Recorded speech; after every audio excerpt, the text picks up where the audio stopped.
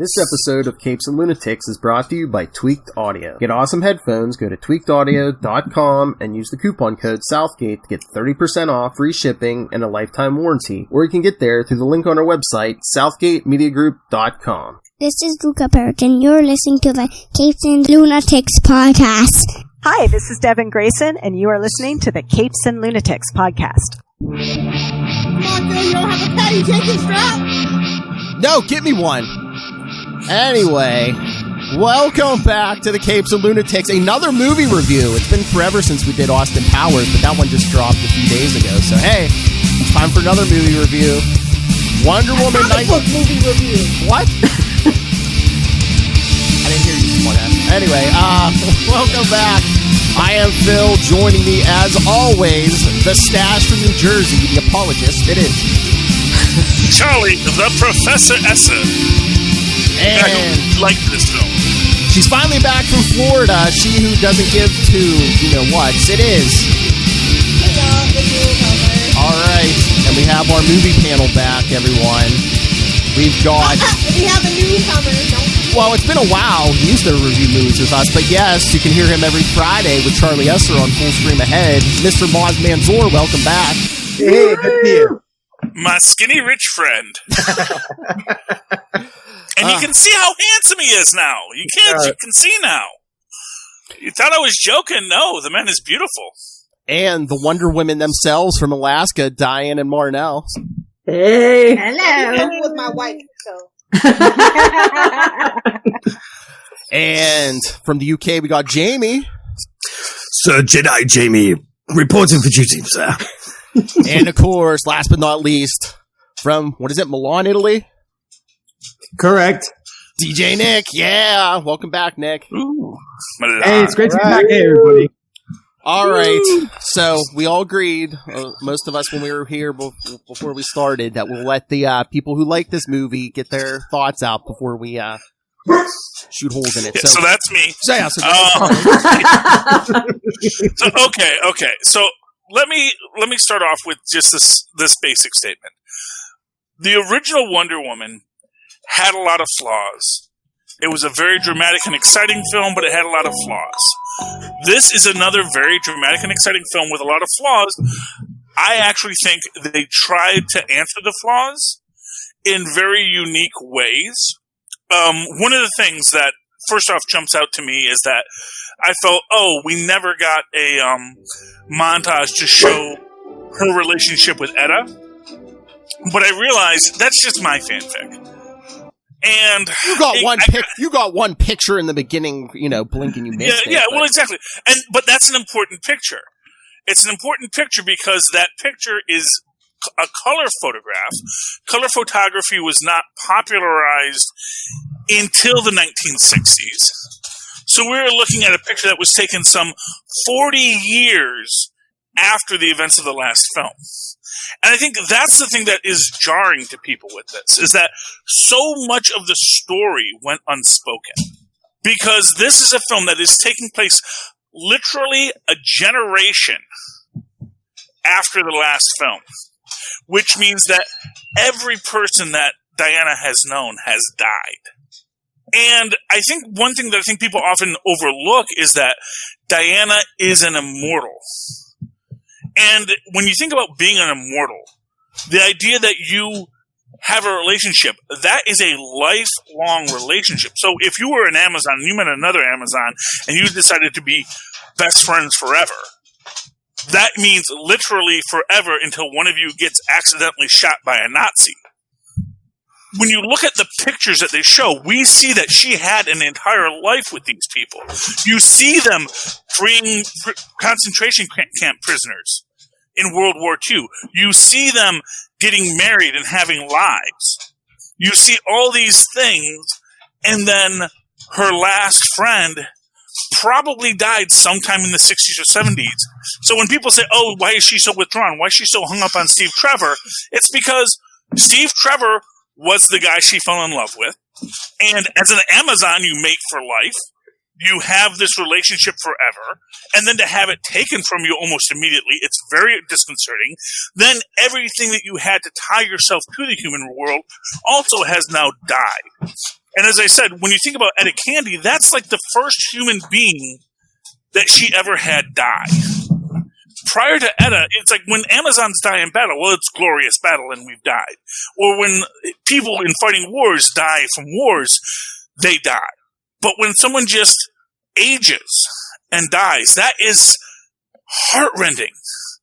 Especially if you are an immortal and you know, oh, if I ever make a connection like this again, if I ever meet someone who can be another Etta Candy, if I meet someone who can be another Steve Trevor, I just get to watch him die slowly and painfully. Can I just jump in here?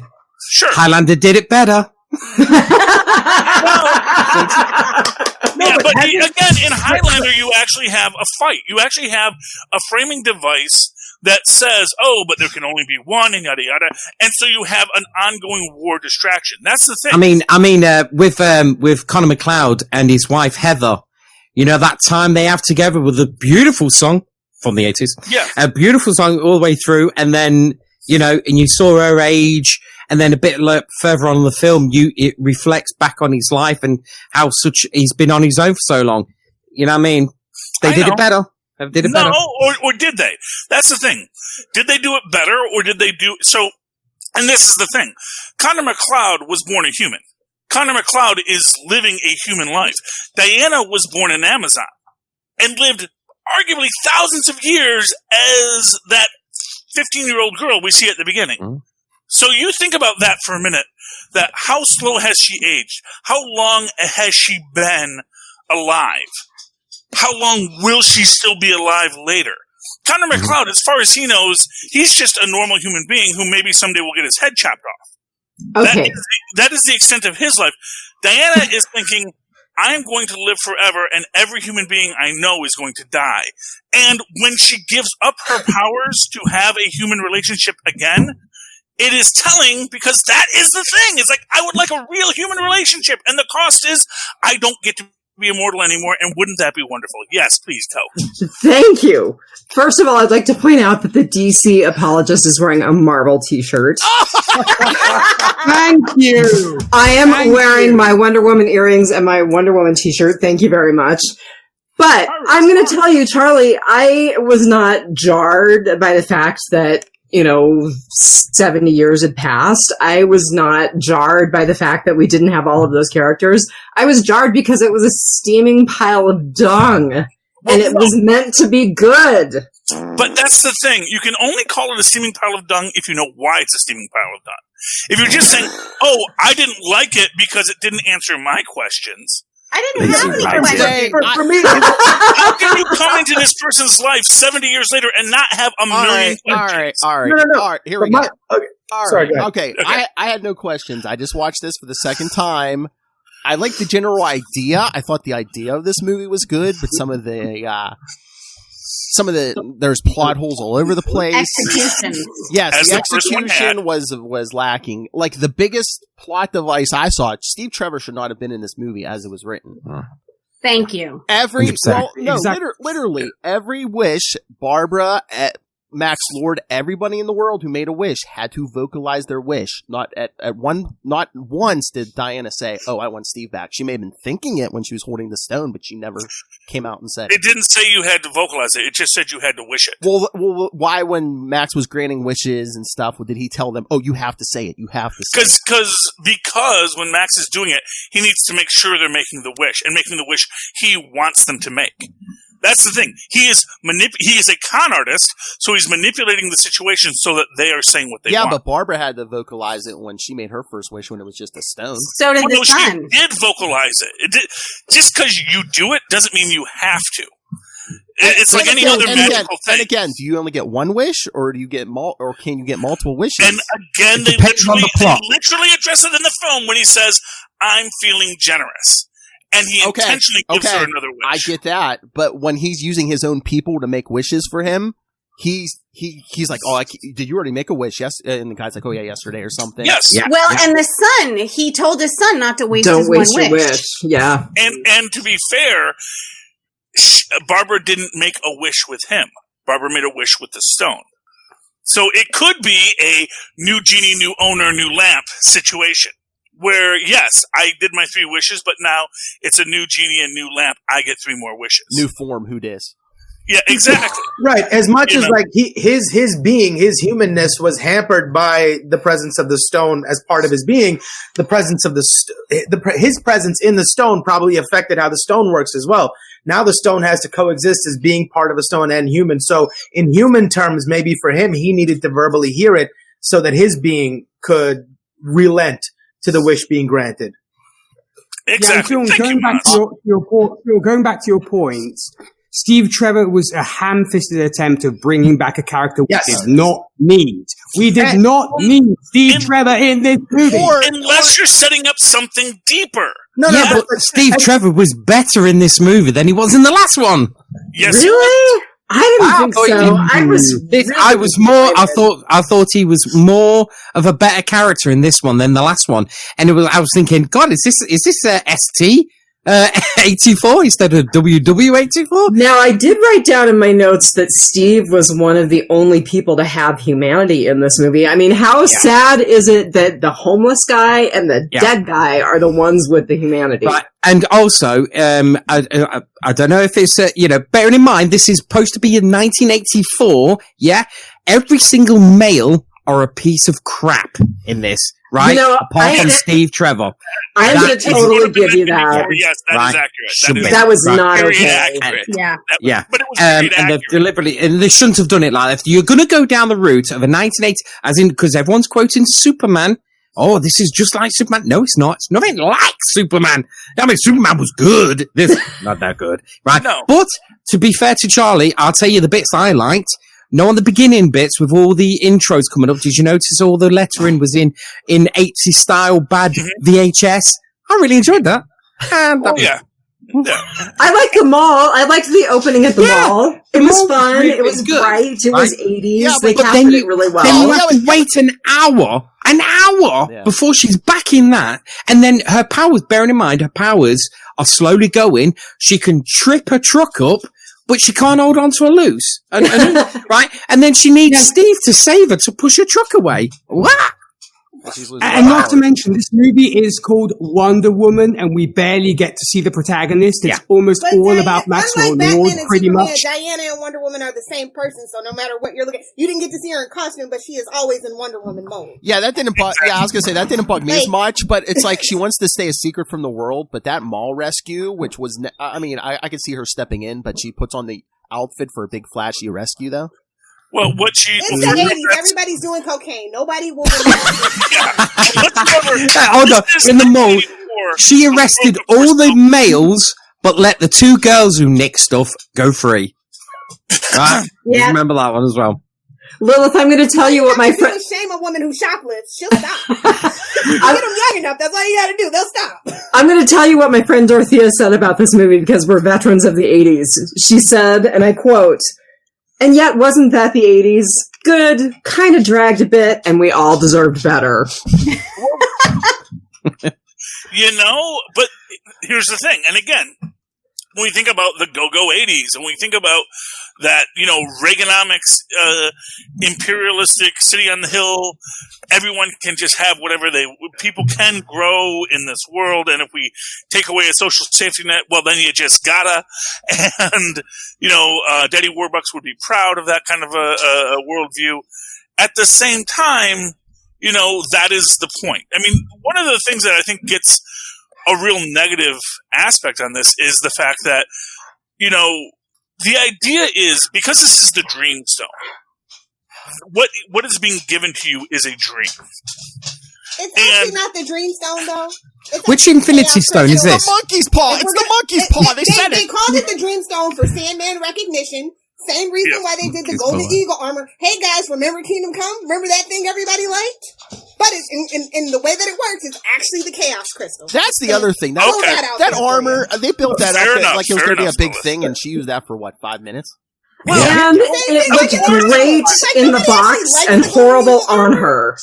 Well, I said that it probably wasn't going to work the first time I saw the trailer. But yeah, I knew that wasn't going to work, and I said that. Lilith is right. It was a giant Easter egg, is what it was.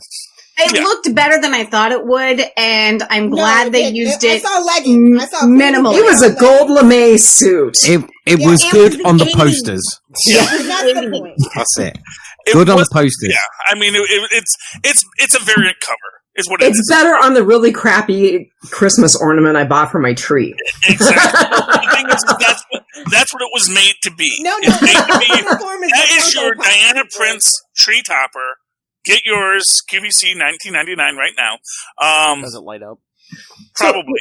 If I may, here's the problem I had with the movie. First of all, it just seemed too ridiculous a thing that, are we really talking about genies and 3 wishes? I came to watch like a Marvel level supposedly movie. Maybe DC's finally going to get it right. Wonder Woman 1 was awesome. We're going to get something great. And all of a sudden we're talking about genies and wishes.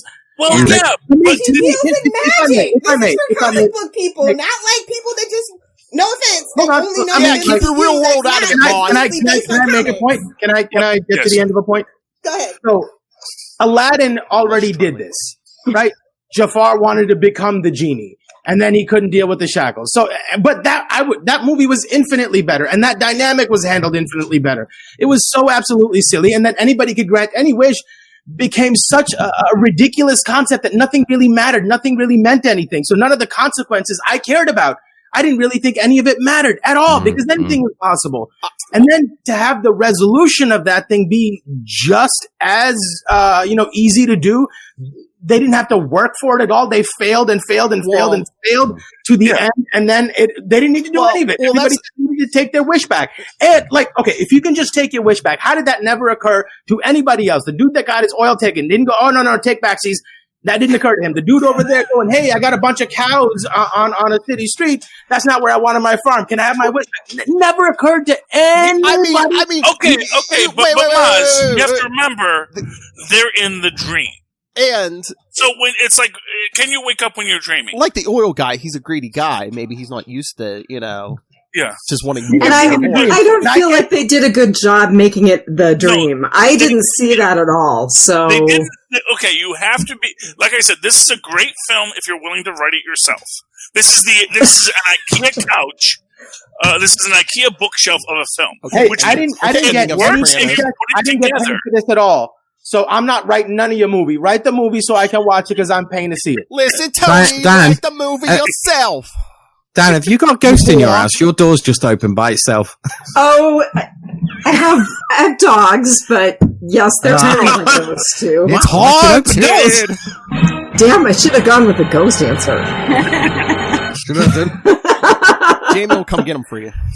But here's what I'll say about the there is this thing, and again, you have to approach the film with an understanding of what the filmmaker's trying to do.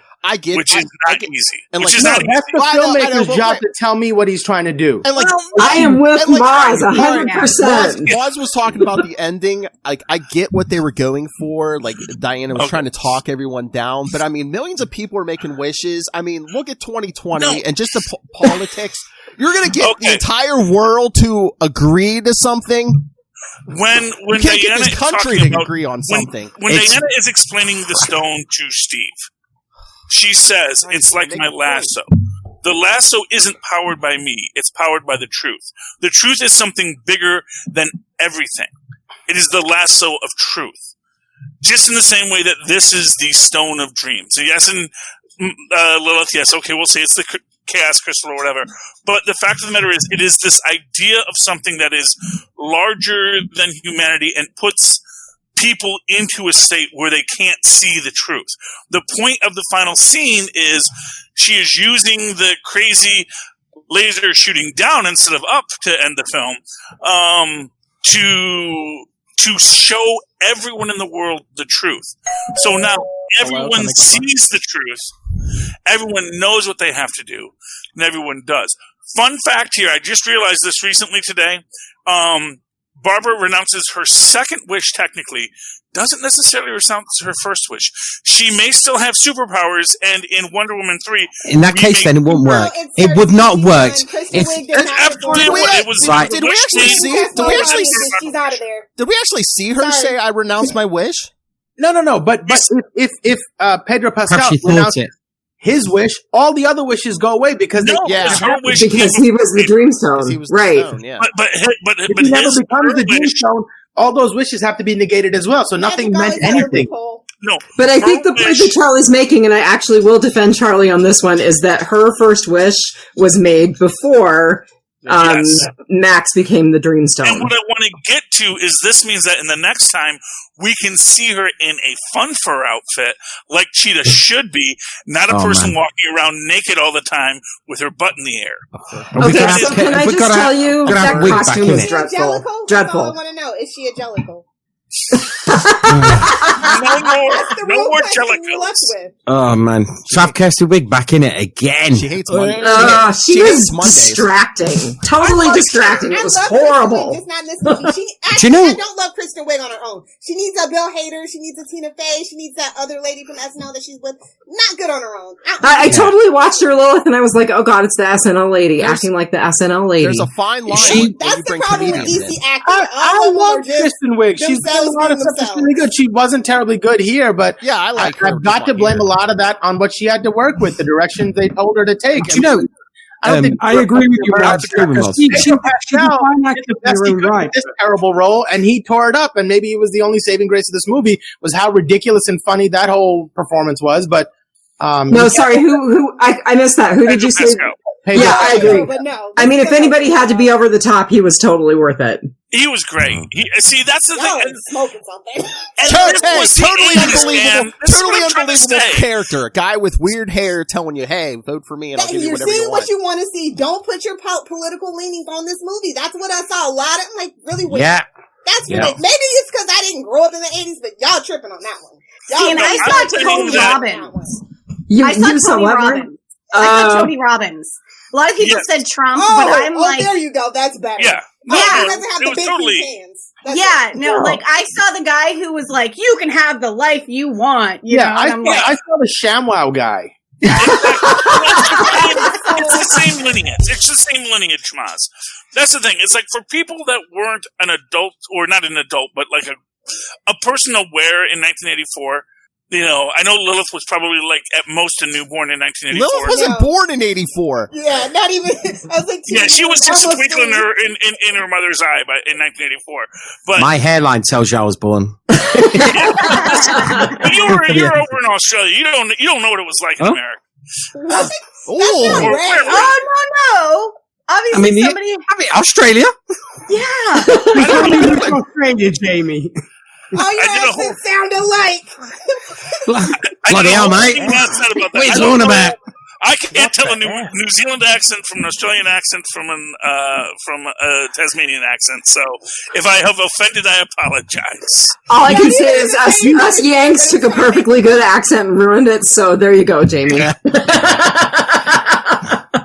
All right. Well, the thing I was trying to say. But if I may, Phil, when it comes to Barbara character. How many times have we seen that trope of I am nerdy, nobody wants me, etc. Boom, I become amazing, sexy, etc. The Riddler did it. Catwoman did it. Another comedian, Jim Carrey. Watch. My glasses come off, and I'm the hot girl. Damn. Can we talk about that? My thought is I know. So my one thought was either it's a nod to the 80s trope, or it's simply that we don't have anything better to do. We'll make her clumsy and nerdy, and then we'll make her hot and sexy. I'm going to go with the second one. I thought it's very much meant to be an 80s trope. Not just 80s. Like, I was lied to. I was told when I got LASIK that Freddie Prinze Jr. was going to come and sweep me off my feet. It's okay. I'm here right now. You don't need Freddie. I don't need Freddie Prinze Jr. I have Lilith. We'll be very happy together. You make CJ Nick, because it's like the 80s were popular for like what was it, Pretty in Pink. They build up the love story with her and Ducky, and then she ends up with the rich guy. Right. Because it wasn't Robert Downey Jr. What was that? Had it been Robert Downey Jr., he would have ended up with that. Blaine. But no. In this movie, Right. the jerk in the office who doesn't like her, who ignores her. He was Kevin, only whatever. credited as Hot Guy or something. Hot Guy, right. Yes. That's not the guy who doesn't like her. No. No, Hot Guy was the guy who Steve Trevor inhabited. No. The guy in the office who was like ignoring her as he walked by first, and then she became hot. So like they're telling us he's a jerk first, and then they're making him the measure of like how well she's doing. You know what I mean? Well, everyone was ignoring her. It's showing his superficiality, not hers. But going back to the argument that men were not fairly portrayed in this movie, I mean, really, all of the men were douchebags. Yeah. And I don't see what the complaint is about that. See, well, because there actually are some decent men, and that's coming from the woman in the middle of a divorce. So, Steve, so deal with it. I know. But what I'm saying is, the zombie what I'm was saying is, I am not offended as a man. I'm not offended by them saying, you know what, a lot of guys are real jerks, especially in 1984. Charlie. I will say that I was conditioned as a young man in 1984 to think jerky ways about things. And think, oh, well, that's, it's what's the old say anything. Hey, if you stalk the girl, she'll fall in love with you. Wow, those were so not the dudes I was hanging out with in 1984. I know, but that is the media of 1984. That is the world of that. I think that this is maybe meant to be a criticism of. I'll tell you what 1984 was like. 1984 was like going to the cinema, coming out going, do you know, that was a really good a film, and then some big lad coming over and kicking you in the nuts and saying, nerd!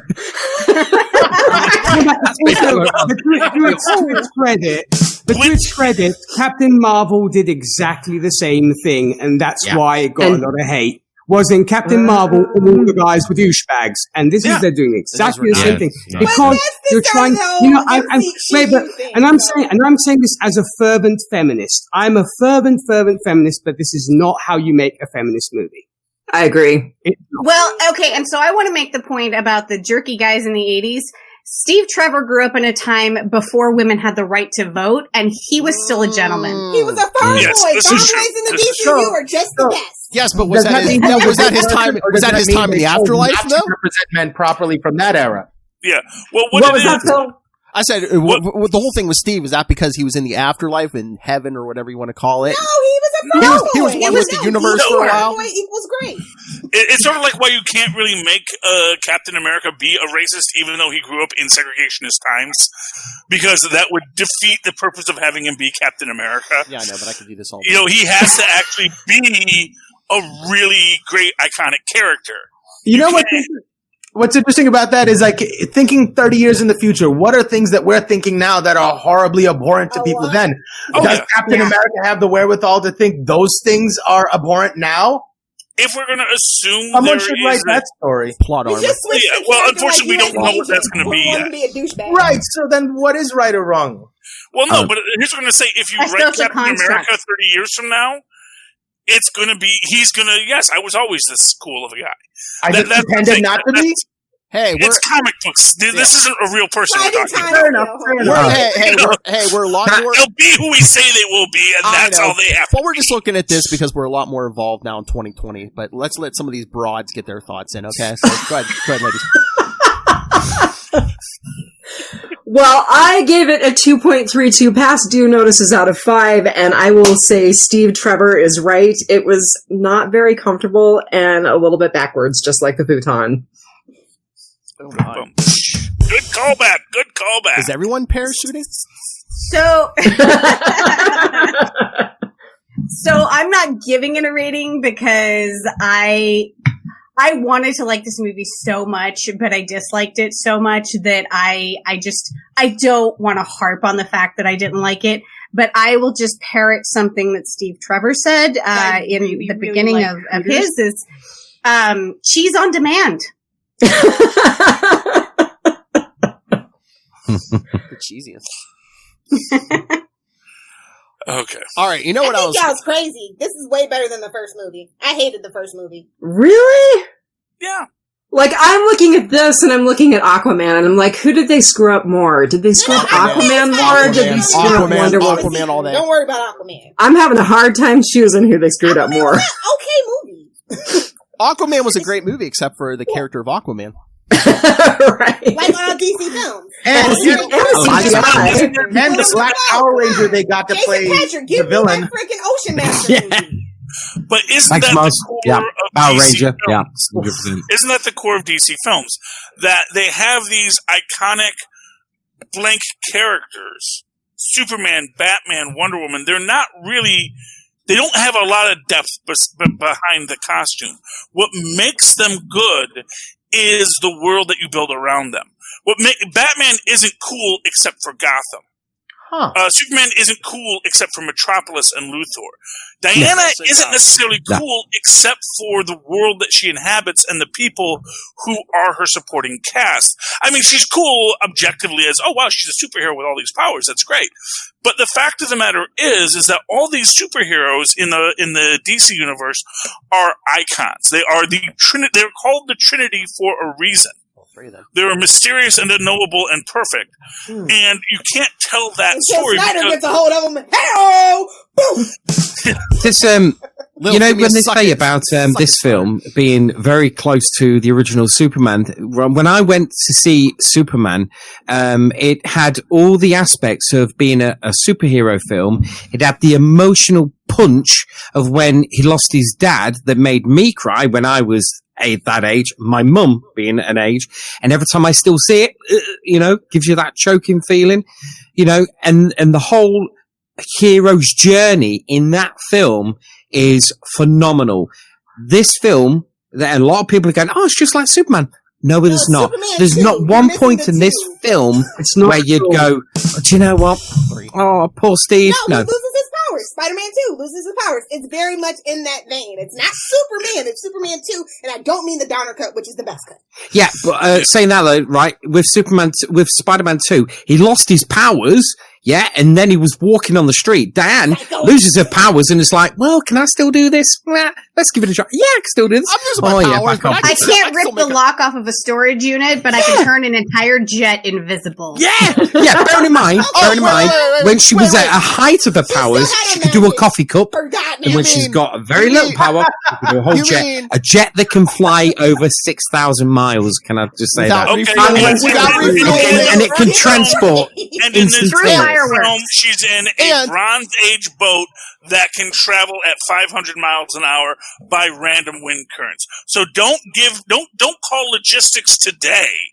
When there was logistics in the first one, you are not allowed to criticize logistics if you like the first film, because the first one has awful logistics. It would have taken them months to get from Thamatrace to England, so that's just ridiculous. Hold on, Mozz. It is mascara. Get it right. But all those things were overshadowed by a well-told story, so you didn't care as much. Yeah. Because I was buoyed by a good story, I had all the time in the world to nitpick and notice all these things that I shouldn't have been noticing. Okay. And behind the curtain, and I could see the puppeteers. I just have 4 words for you guys. Release the Jenkins cut? No. I saw a different movie than you guys. I'm not going to lie. No, I'm being really serious. But even the film noticed it, because Barbara says, oh, that were quick.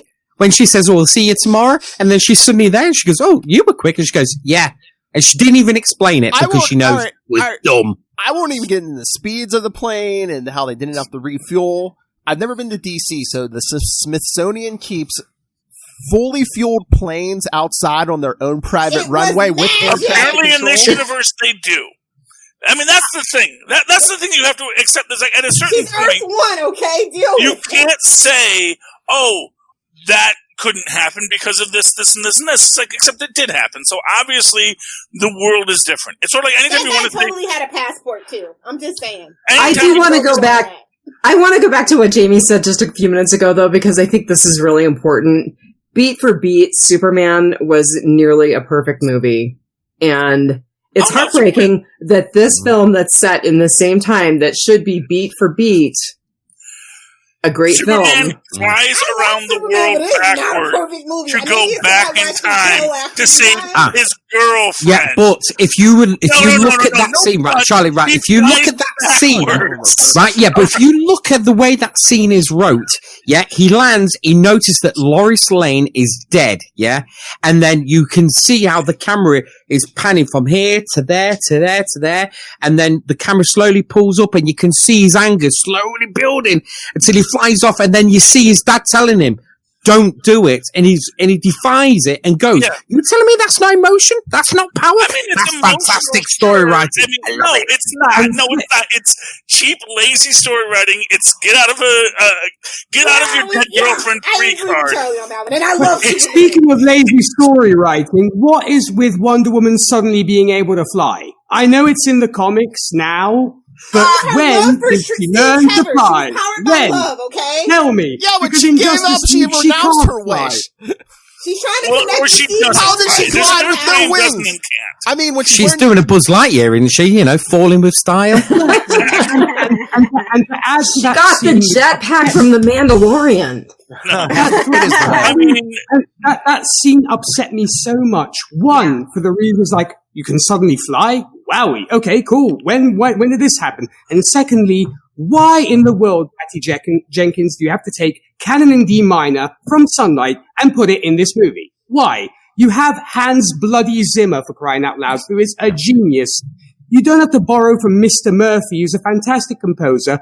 You have Hans Zimmer. Say, Hans, write something original for this film. There's a budget, my friend. As a DJ by profession, I pay a lot of attention to the soundtrack. The soundtrack was zero. There was nothing in the soundtrack was any good at all. Didn't I also see that Trent Reznor worked on this soundtrack? Yeah. Where was it? I was just shocked. Trent Reznor did a wonderful job on Soul, for crying out loud. Soul, that's what I was thinking. Okay, no, he didn't work on it. I watched them at the same time. Thank you. Soul was a you're thinking of. No, but Hans Zimmer, as I said, why are you, I mean, you're not Quentin Tarantino, Patty Jenkins. You have a composer, have him write some new music. Don't borrow from crappy other movies. Yeah, it sounded a bit like rehashed, didn't it? Yeah. Yeah, because I'm like, where have I heard this before? I'm like, oh yeah, that movie that went nowhere with Chris Evans. That's right. Oh, and I think that's a stylistic choice. I think that's a stylistic choice. You know, that's the thing. It's sort of like when you watch Stranger Things. It's got a lot of stylistic choices to set it where it's at, and that's a thing. Yeah, but Charlie, that piece of music wasn't even written in the 80s. Frankie Goes to Hollywood. Thank you. I mean, seriously, it was written in 2005. No, sorry. Frankie Goes to Hollywood came out in October of 84, and the fireworks fully established that we are in July of 84. So I must admit, I love that tune. When that tune kicked in, love it. Speaking of timelines, you realize that means that there's like a 3-month jump between the end of the film and its coda? Well, yeah, because it was like around Christmas time. Yeah, because then it's Christmas. So we go from July to Christmas. Well, I had to go to Christmas because that guy that she raped was from a Hallmark Channel. I'm going to assume that's what happened. Of course she did. I don't understand why they had to put him in that guy. Are you telling me he said, yes, use my body? No, he didn't. I have to agree. The question of consent is very clear. There was no 100%. consent. No. Well, okay. Who consents? Your soul? But it was the 80s. You didn't need it. Okay, wait. Charlie and I started arguing this on Facebook the other night, and I stopped because I don't make arguments on Facebook. Because I passed out. Wait. You use the quantum leap laws for this. Yeah, quantum leap. So, where was Hawkeye's body? In Quantum Leap, the bodies go to the future and they stay in a coma in the Quantum Leap lab. No, they do not go into a coma. They are fully aware. Okay, but where's this dude's body? Where's this guy at? Well, that's a good question.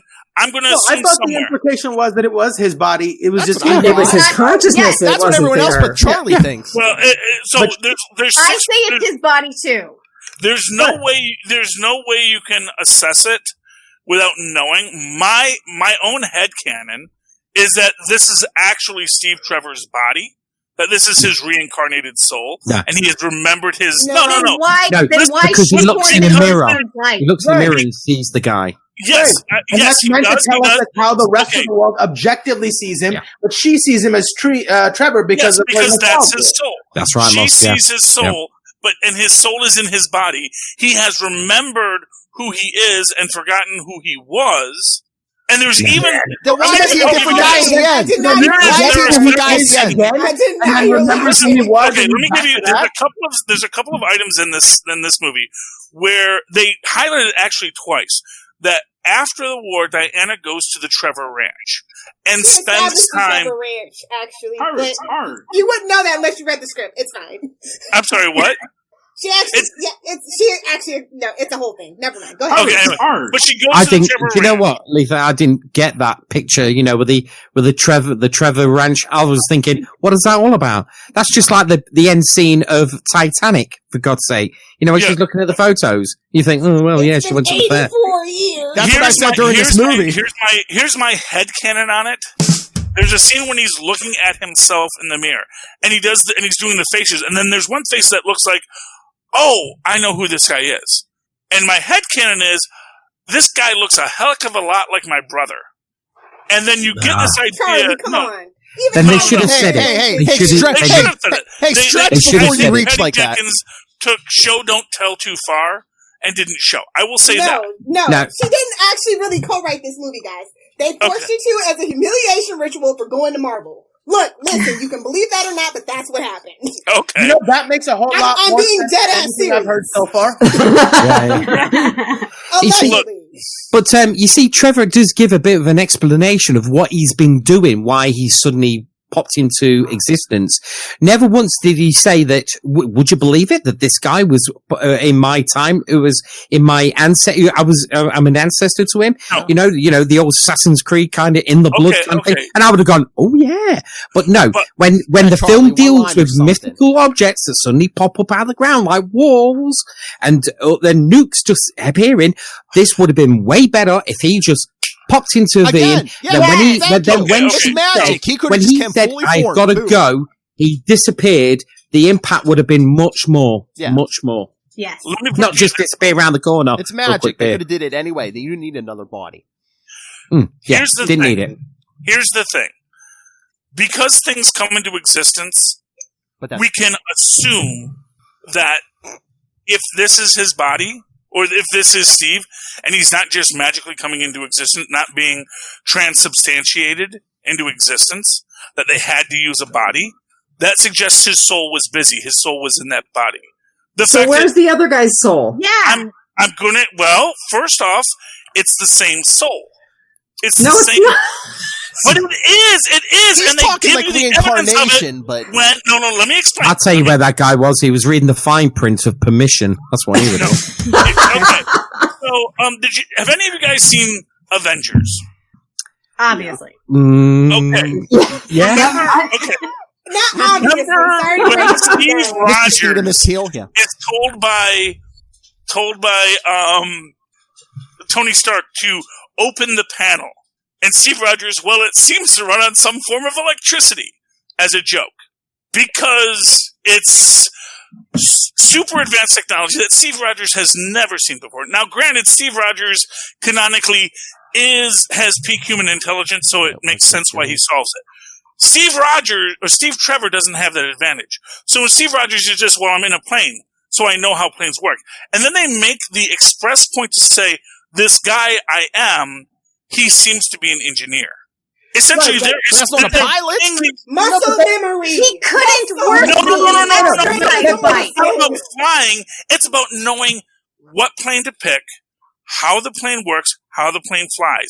You need to have I think it was more like being John Malkovich, where you come into somebody's mind, force him into a regressive state in the back of your mind, and he gets to just sit there like a prisoner and watch you conduct his life. All right. Yeah. All right. Yes. I mean, yeah, if you want to take a negative view, that's what it is. Okay. If you want to no-prize it, again, this is a Marvel shirt. Hold I on. no-prize it. All right, hold on. I say this is what they Charlie! meant to say. Okay. Not at all, Charlie. Okay. Not at all. Assume- You sweet summer child. Assuming Charlie was even right, How many? Did anyone else get that before Charlie said it? So even if Charlie is completely right, no one else got that. So even if that is true, Charlie, they should have written it better. They should have told more, not show as much. And there are comic book creators, because somebody posted the article who said, well, there is that whole problematic thing about that guy getting date raped by Wonder Woman. So we're not the only ones who missed it. Yeah. There was a lot of articles by comic book writers saying what's happening with this film. And Jamie, to your point, you'd messaged saying that at some point, Steve comes back and he's like, I was in a happy place. And someone's like, I was happy where I was at. Why'd you have to bring me back? No, he doesn't say that. Buffy He doesn't went say through that that. at all. But what he says is, I was someplace, it was nice, but I don't really remember it. What he's actually describing is being in his life, just unaware that it's his life. And because we get a specific call out to past lives when the Mayan guy says most of what I know. By the way, the guy who knows everything about the freaking Dreamstone says most of what I know is past life stuff. He's a hippie. Charlie, you are so Right, that whole scene with that Aztec guy was just to fill in the plot holes. And why did the Mayan guy have the name Babajid? Could somebody explain to me why he had a Hindu name if he was a Mayan guy? The whole film was just really lazy writing. Really lazy writing. What I'm saying is, maybe what it is they are establishing ideas here for a larger DC universe. Okay, I have another Steve. There are better ways to do it. Okay. Yeah, every other movie made it look like there's a bigger thing for DC. Well, this is what I'm saying. I get the feeling by the time you see Black Adam, a lot more of this film is going to make sense. The Rock's going to save everything. I have another. He saves everything. He's on Earth 4. Like, I have another Steve Trevor question. So, could somebody explain to me why Steve Trevor, who was in heaven, we're assuming, for 70 years. First off, what's a heaven when you're dealing with Greek gods? He was in the Elysian fields. Some kind of why did he age and Diana Prince didn't? Yes, she's immortal, but why did he age if he was in heaven for 70 years? That's because when he died at that age, and when he was on that big elevator, and then Jamie Foxx pushed him off when he tried to get into his body, he fell in at the same age, and it popped up. It was like, hey! Wait, what's 22? Sorry, Jamie Foxx. Looks like you've got the cat. That's the follow-up to Soul. Soul 2, Steve Trevor returns.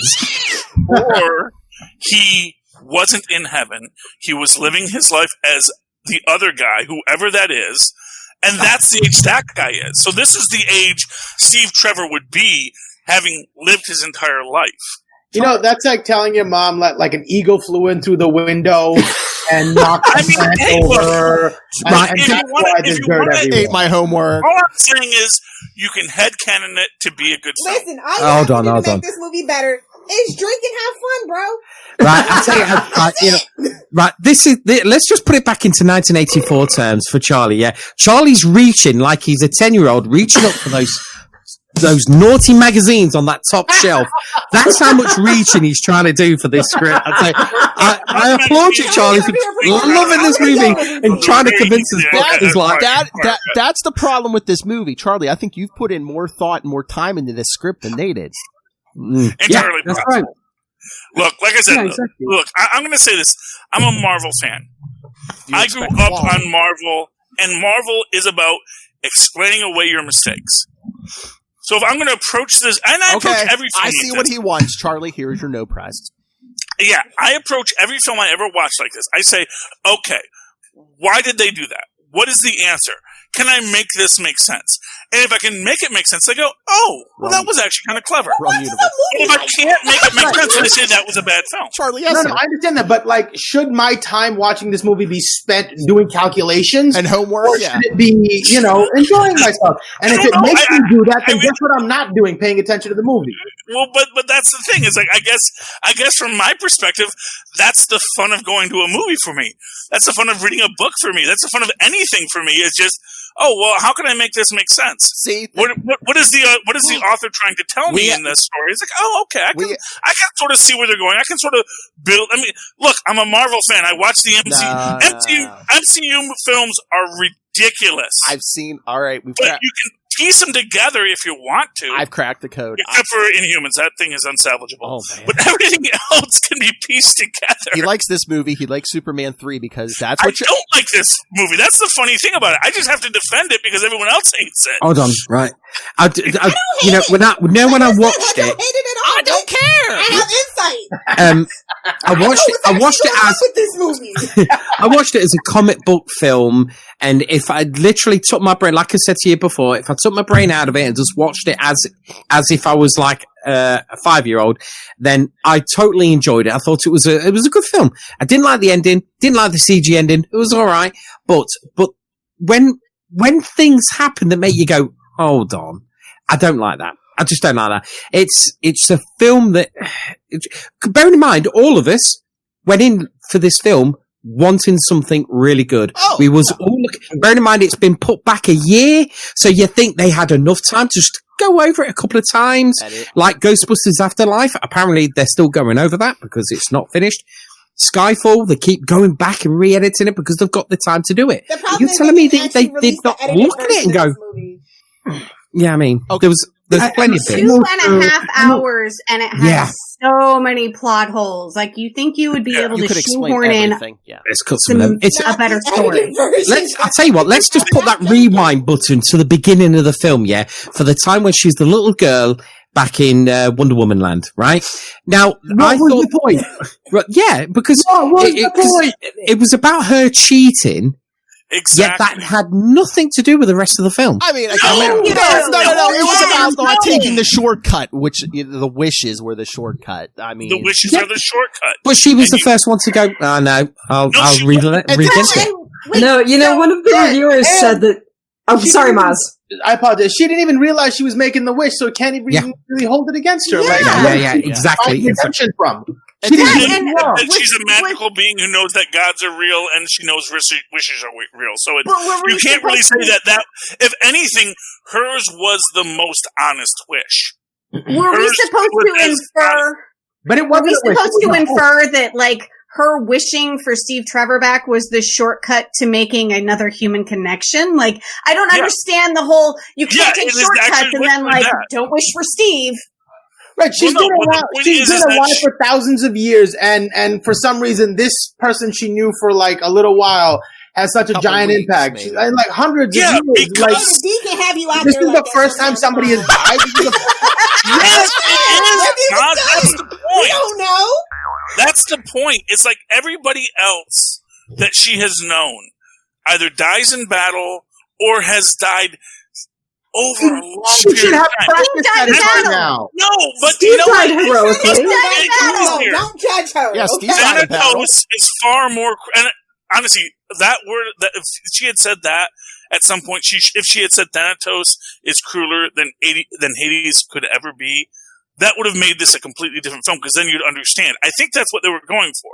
That she never got to have closure with Steve. I think she never got the end of that story. If Steve had aged for the next 64 years and she had watched him slowly age and die, that would have been better closure than him dying heroically in battle. It would have been, because then she would have had closure with everyone.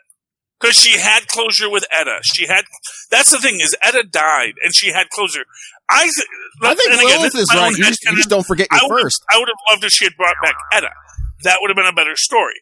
That would have been a more interesting story. That's not what happened. And there would have been no, like, whole problematic consent thing. Well, there would have been all these kinds of issues. Unless he had Alzheimer's. They made bad choices. Unless he had Alzheimer's. They didn't make bad choices. Like I said, if all you guys were like, no, this is good, I'd be sitting here on your side arguing, no, here are all the problems with it.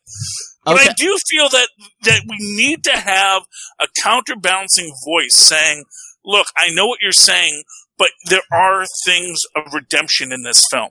There are things that if you want to look for them, you can see how this could be. Sort of like Shazam. Shazam, an objectively awful. That's a great movie. But Charlie, it's not a matter of choice. It's not a matter of choice. We're simply reporting what our experience was. And that's not something you can think through and change your mind on. No. But I think everything is a matter of... The problems were distracting enough that I could not stay involved emotionally and consequentially to what was happening to the characters. I didn't care. And that's, it's like you can think your way out of it much, much later, but in the moment, I didn't care. See, and I guess for me, it's the exact opposite. In the moment, I cared. In the moment, I enjoyed it. It's only when I'm trying to analyze it later that I start to get pulled out of the film. I think the majority. How did that happen? It's something that I've just looked at. There's one scene where she's hailing for a taxi, and you can see a cinema. And on the cinema, you've got Ghostbusters and you got Footloose. Footloose came out on the 13th of April, 84, and Ghostbusters came out on the 7th of December, 84. So, but they're both on the cinema at that same time. Well, yeah, but obviously in this universe they were released at different times. Remember, it's not No, but it's indicative of how little they cared. Exactly.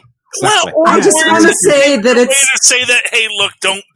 Maybe it's their way to say, don't be so big of a nerd, man. Yeah, but we are. No, it's made for nerds. Hey, pause. It's made for geeks.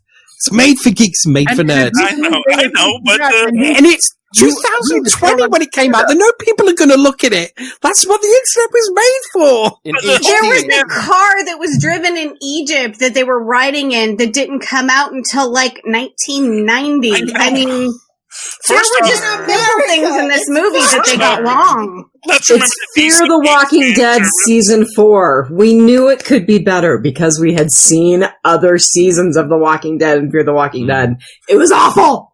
Listen, here's the problem. Wonder Woman should have never came to America. They should have kept her in Europe. Yeah. That's all I'm saying. Honestly, they should have done the World War II story. I would have And loved. they wanted to, but AT&T said, we're not spending that money for the wardrobe. And I want to go back to what Nick said real quick, because one of the reviews that was shared when we were all talking back and forth online nailed it, I believe, about the opening scene. They wanted to bring back a bunch of really cool Amazons who died in the first movie, so that was the whole purpose of the opening scene. Yeah, it was, yeah. Even though we love these characters, so let's we gotta bring them back. Linda Carter. Gotta tantalize her with that money. Yeah, I mean, it was a whole thing. It was I love Amazon. Linda Carter, but I could have lived with that. First off, I knew that was Linda Carter the second I saw her eyebrows, because those are Linda's eyebrows. I love them. I've watched, but I would have, like I said, Look, if I would have made this film, it would have been a very different film. It would have been set in World War II. I would have seen them freeing the concentration camps.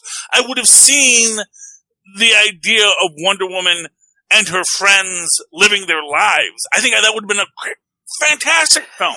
This would have been better as number 3, not number 2. Well, this was number 2. And let's be honest here. This is our 4th Wonder Woman film, and they haven't done her justice yet. But, because I still don't say 1 was that good. I think disagree. I think 1 was fantastic. 1 was pretty good. 1 made me cry. Apart from the ending. I cared so much, I cried. It might be the 1 best was DC good for a DC film. Don't act like don't act like 1 was that much better than this one. Oh my god! It so was. Compared to this. That's a litmus test for a good DC film. This was a litmus test for an average or an expectedly bad DC film. I just, do you know when it comes to these movies, especially with like Marvel and DC, because I had the same problem with Black Panther that I did with the first Wonder Woman film, is that the way the story was going, the ending would have been far more better if they just down-teched everything till it was just 2 guys fighting, no CGI, back to basics, right? And I'll tell you another film that really worked with. You know, if you look at World War Z, do you know how they totally changed it, where from a big budget to a small budget, and that totally worked. I think with Wonder Woman they could have done the same thing, and the only reason they had that battle at the end of Wonder Woman 84 is with the CGI is because they knew that bit in that office was bullshit. You know what I mean? It was just crap. So they needed some kind of She should fight. have killed Maxwell Lord like in the comics. Okay. Thank you, Lilith. That's what I was trying to get to. I'm to your rescue, buddy. I got you. Yeah, just like they did in the comics. Yeah, because again, that's why she's the way she is when Bruce finds her. That's all I'm saying. I get what they were trying to do. They wanted her to talk to everyone, be the hope, and all this. But it's like The nuke's already in the air. You're really going to take the time to have how many million people say, I renounce my wish, I renounce my wish. Go in there, snap his neck like she did in the comics. Bearing in mind, they do say this is your 4-minute warning. And they also said the two ways either have everyone renounce their wish or destroy the stone, which he was the stone. So yeah, they should have gone full comics. Nukes are in the air. Just snap his neck. And how much flack did they get when they have Wonder Woman killed Maxwell Lord? Oh my gosh, it's Bobby Morris killing a rapist. Well, they did Man of Steel do it. I was going to say Superman did it. I've seen Wonder Woman killing way before Superman. Yeah, no, Superman did it. Superman did it in a poorly received Superman film. Nobody exactly. talks about Man of Wonder Woman kills before Superman kills. Yes. Thank you. Absolutely, Wonder Woman. So I buy it with Wonder Woman more than Superman. But they're trying to recapture. They're trying to. Here's the thing. Jenkins said, "Hey, is there any way that you can fix everything Snyder did? Yeah, I know we're giving him another $10 million to do his own thing for the fanboys, but could you maybe fix this for us?" And I think she did her best. She tried to recapture what the 70s Wonder Woman series did, especially the 1940s set one, where it is Wonder Woman as the pinnacle of, Marston's feminist ideal of, what if we worked together and found compassion instead of always just punching things? But that's not what they were going But for. she's the warrior. Even from the beginning of this movie, she's the warrior. I mean, Superman's the warrior. Yes, she is. /2000s version. Have you ever watched the original 1970s Wonder Woman that's set in the 40s? Absolutely. Yeah. And it is always about how it's very Captain America-like. It is this idea. There are bullies and I have to fight them. By the way, there's actually a great call-out to Captain America in this from Barbara when she says she says something do this all day. I can do this all day. That's what she says it all night. She says I can basically to show this is an anti-Captain America, and I got what they were going. They tried, they failed, obviously, but they tried, and I like to grade on effort. I'm sorry, I was going to say I'm right because as long as we can separate those two ideas and understand them, that they get an F for execution. Yeah, well,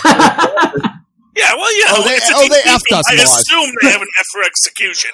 I don't think there has been a really good DC film. There have been bad Marvel films, but I don't like Man of Steel. I know someone's going to like something. You're talking new. You're talking new era We have or no people that like old Man era of Steel on this panel. Get out. because 80, during the 80s, Superman, 70s, as Superman, and you had Batman and Batman Returns, the best superhero, and now what's happening? We've gone. AT&T's in a rush. AT&T sees that Marvel, that they Disney want to catch up with Marvel, and again, Marvel's put 20 movies of effort in. Yeah, 20 movies in. It's like Incredible Hulk, not the best film. Okay. Or the Dark World, not the best movie. Yeah, but Charlie, how many films has DC made that were flops, and how many films has Marvel made that were mediocre? I rest my case. Good and bad. Marvel had a plan. They stuck to it. Even this is making its budget back at the box office. What box office? So that should tell you. Over $100 million at the worldwide box office during a pandemic. Exactly. It's like somebody's watching it, and it flopped in China, so somebody else is watching it. But so how much is it made worldwide? Lilith, how much did you say? It's over $100 million. So it was a $200 million budget. So they've got a bit to go. Yeah, but you got to. We're talking pandemic money. Exactly. We're Tenet only made. So this right here should tell what you. Everybody's judging it at is that Tenet. Yeah. Wait, no. But this should tell you how many DC apologists like Charlie there are, and how blindly they're willing to support any piece of crap you give them. Look at Suicide Squad. They made their money back. That movie, unpopular opinion. I liked that movie. Get out.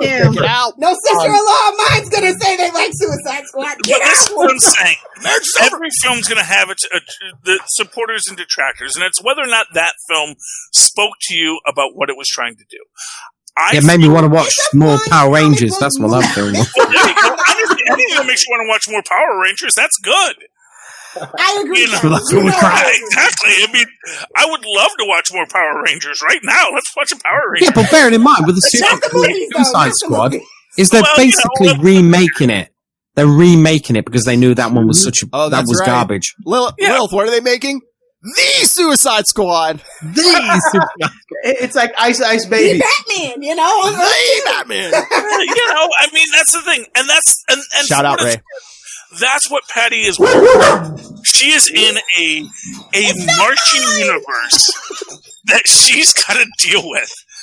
And they're like, okay, yeah, Snyder did horrible, but we're still going to give him $1 million. And for what it's worth, people still are clamoring for that Snyder Cut. People still want to be in that universe. I don't even know. We don't need it. We don't need it. The most horrible. Oh no, that's a cul-de-sac. The most horrible Flash. That's where your money is for HBO Max. Ezra Miller sucks as Flash. Bring in Grant Gustin. Yeah, well, maybe they will. Maybe that's the big reveal of the new Flash movie. I wish. I'm telling you, man. How can he be Flash? Seeing that all that footage was leaked online of him strangling that bird. Because it's remember it? We don't care. He's okay. Wait, Grant. No, Ezra Miller. But we don't. But that lady was also crazy and homeless and so we can just beat up strange and whatever. And it's 2020. It's the Trump playbook. I didn't do it. Yeah, but as a celebrity, some crazy, person. Ezra Miller is hardly a celebrity, but okay. Yeah. I mean, we're talking about him. Yeah, exactly. I talk about my dogs a lot, but they're not celebrities. That's the first time you brought her up here, right? So, yeah, what I'm going to say is, look, Ezra Miller's Flash, whatever compromising photographs he has them. The Flash. And everyone, honestly, the DCU going forward is actually hinged upon the contingent that Flashpoint does well. So that's the whole thing about why they're not. No, it's. I believe that. Everyone's just like, oh no, they're going to DC the future past. They're going to rewrite everything. They're really they're going to write Cyborg off however they write him off. Yeah. I'll tell you what, with DC though, with DC, they're the ones that have put on this multiverse where if they knacker up the timeline and knacker up the films, they go, yeah, that was a different universe. Let's start again. Sure. X-Men did it. I'm not mad at that. Fair enough. I don't think that was 20th Century Fox. That's not the Marvel bar you should be shooting for. That's the idea. Yeah, what happened there? We'll have to do one on that. Honestly, we will have to all sit down and do the X-Men, all their films. The X-Men Force Mortem. Can we start with Logan? Can we start with something good? I mean, I'm happy to rewatch any of them. I mean, they're first off, I'm not a fan of iconic in general. So. All I was going to say, we don't have to do the work. Nick's already done all that. Nick's done a bunch of X-Men films. Right now. Yeah.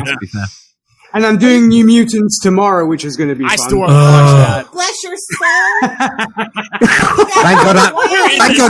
Thank God Nick's not asked me for that one. I don't know.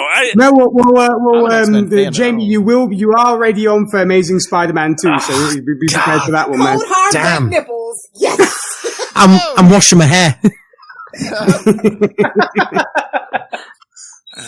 No, but I mean, what I'm saying I'm sorry if I accused you for Jamie. Just have fun with it. That's that's how I watch DC movies. No worries.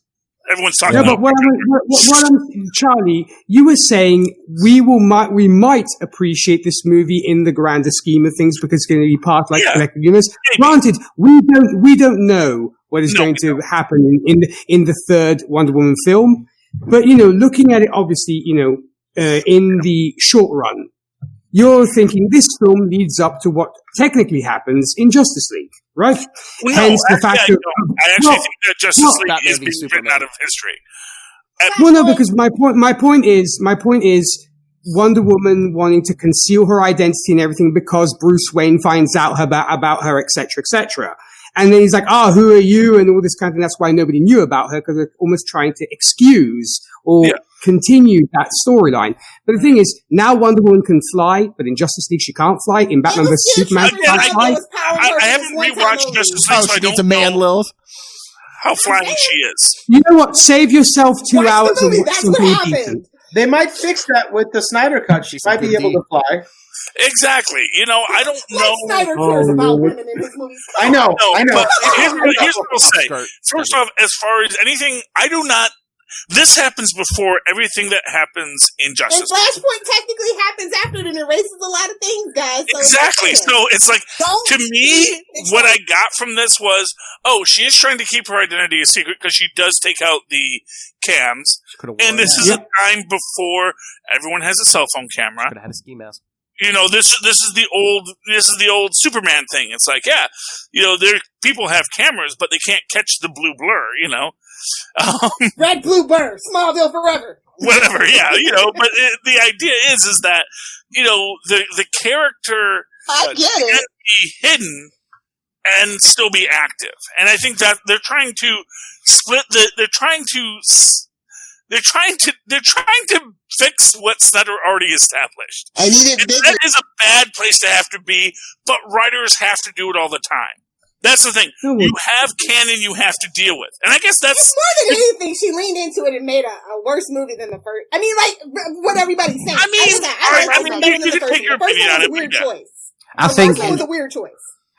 Patty's a good director. She's just not a very good writer. Debatable. I'm telling you guys, she really didn't write this movie. Guys, seriously, I'm being very serious. Well, that's fine. I mean, I don't know who writes anything anymore because it's just what IMDb. Co-write. She didn't write it, guys. Yeah. IMDb tells me on this film. Yeah. IMDb tells me everything I know, but aside from that, I can't get bogged down in the politics of a story. I got to look at what is the story they're trying to tell. And but if the politics are the reason why the movie's so bad. Well, I assume that about every AT&T branded product. My hope is that there is a Kevin Feige in AT&T who we don't know who he is yet, who is saying, okay, I got some ideas, we got a lot of pieces, we got to put them in place. And my dream is... They can barely keep regular seniors. I know, but here's what I'm saying. We didn't know that Kevin Feige was Kevin Feige until he became that kind of freak. Kevin Feige became Kevin Feige after everyone was like, wow, Marvel's making really good films. And then we also, what is the who is this damn That's why we don't know who this person is, because they haven't good film. Exactly. But I gotta feel, basically my feeling is that they took the right lessons from Shazam. They tried to push it into this Snyderverse mold, which was not easy. I think they got as good of a film as they could have out of it. And then, once they get to where they're going after Black Adam, and I know you think I'm crazy to say that, but given the emphasis on past lives, but okay. Given the emphasis on past lives, the references to Bilali, given everything they set up, and I wish they would have given us an after credit scene for Black Adam, and they didn't, and that's disappointing. But everything they gave us, it tells me that, maybe there is a greater theory here. Maybe there is a greater idea that they're telling in chapters. And this is going to be one of the softer chapters. But as I always say, no one liked Empire Strikes Back. Everyone thinks I did. Empire Strikes Back. What? That's actually my favorite Star Wars movie. That's fighting talk in England. Fighting talk.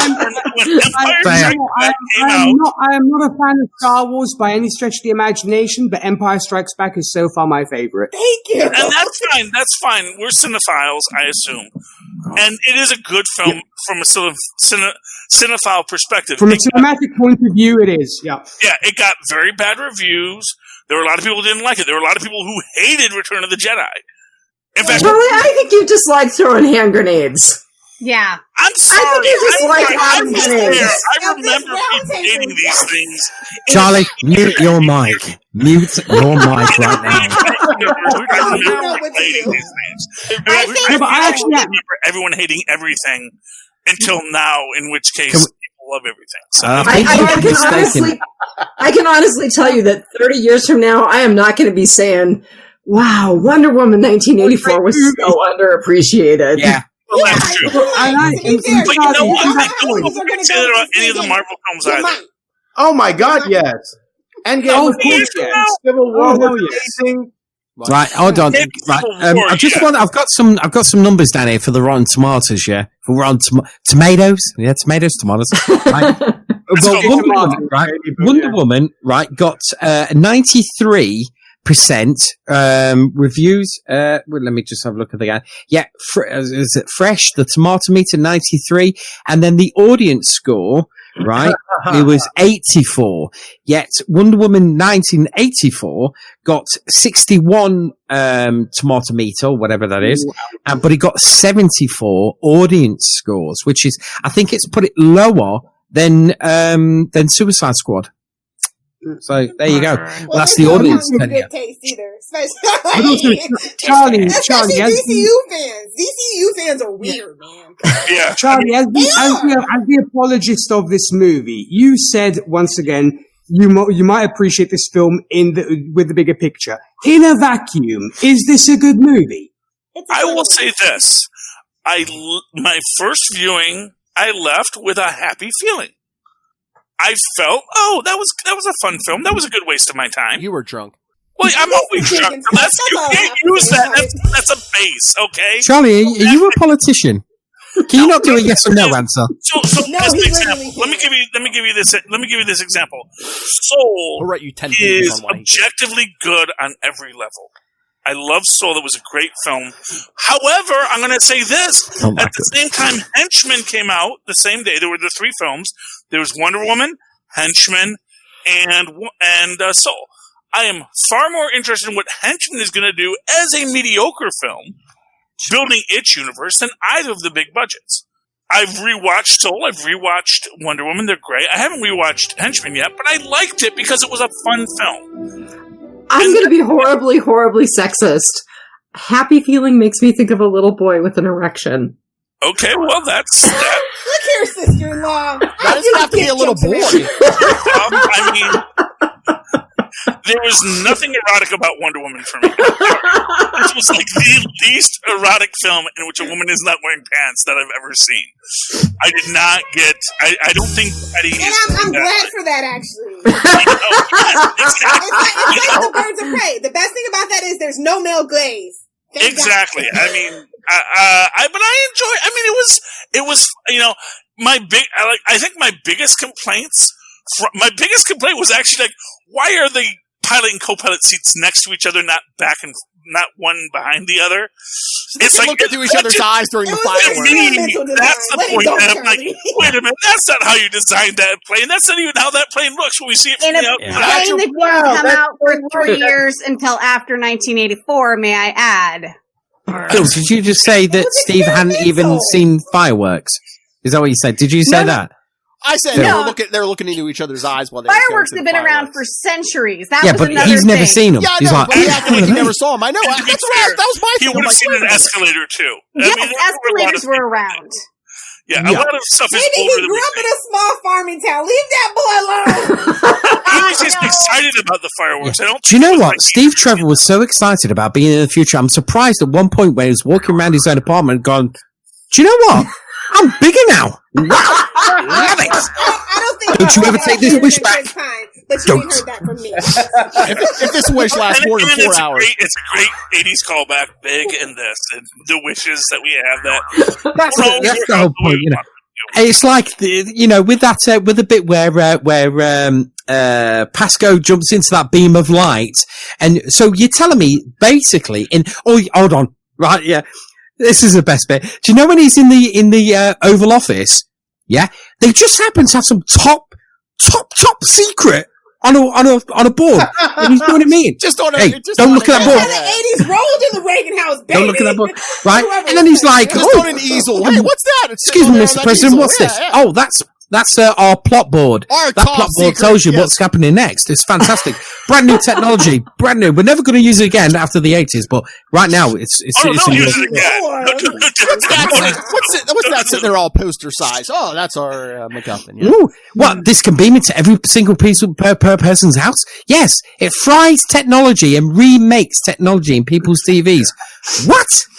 It's a film about gods and monsters, okay? Yeah, but Let's let's have some kind of. No, you know what I mean? It's ridiculous, yes, but what film isn't ridiculous when it comes to technology? Again, snap his neck. This is hydrogen gas. I know. Unless you were here to fight me on hydrogen gas, which me and Mozz discussed on Full Stream Ahead today, where if it is hydrogen cyanide, it actually could work. It's actually a scientific, but again, it's the same problem, which is hydrogen cyanide is lighter than air and floats up, whereas everything else is the hydrogen sulfate actually would go down, which is actually more poisonous. Although really chlorine gas is the gas that they're trying to deal with. But the idea that it's not the hydrogen, it's the cyanide. If they had said it was cyanide gas, and that was what they were working with, then it was, oh, okay, that makes sense. Yeah, cyanide, that's maybe a lighter molecule. I don't know. And the whole thing is, at the end of the day, if you're not going to be calling out hydrogen gas as the deadly weapon in Wonder Woman 1, I don't want to hear any complaints about the tech in Wonder Woman 2. No, but Wonder Woman 1 gave us tons of reason not to worry about it. Yeah. Well, yeah, I mean, that's your argument. Right. And that's why I'm not going to call it out there, and I am going to call it out here, because they gave me plenty of other stuff to be happy about. Exactly. When the writing's good, you're more likely to say, "Oh, okay, I'll let that go." Yeah.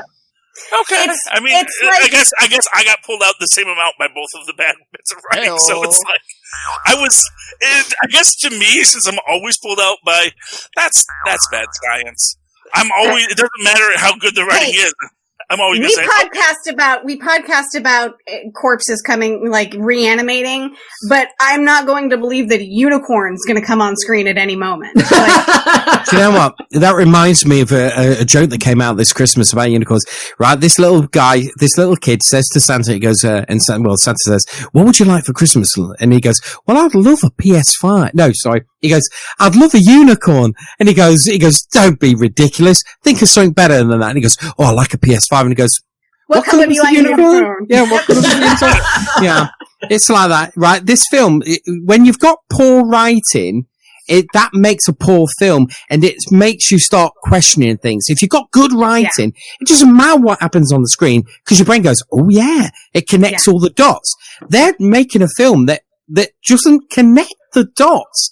And that's the thing with it. Perhaps, rewatching it, but you're always going to have those bits and bobs that you think, nah, because bearing in mind, when Pascal renounces everyone's wishes, he still gets a presidential chopper to take him to the exact location of his son, and his son just reappears out of a bush. Are you telling me at that point he didn't say, "Oh, I wish I could find my son"?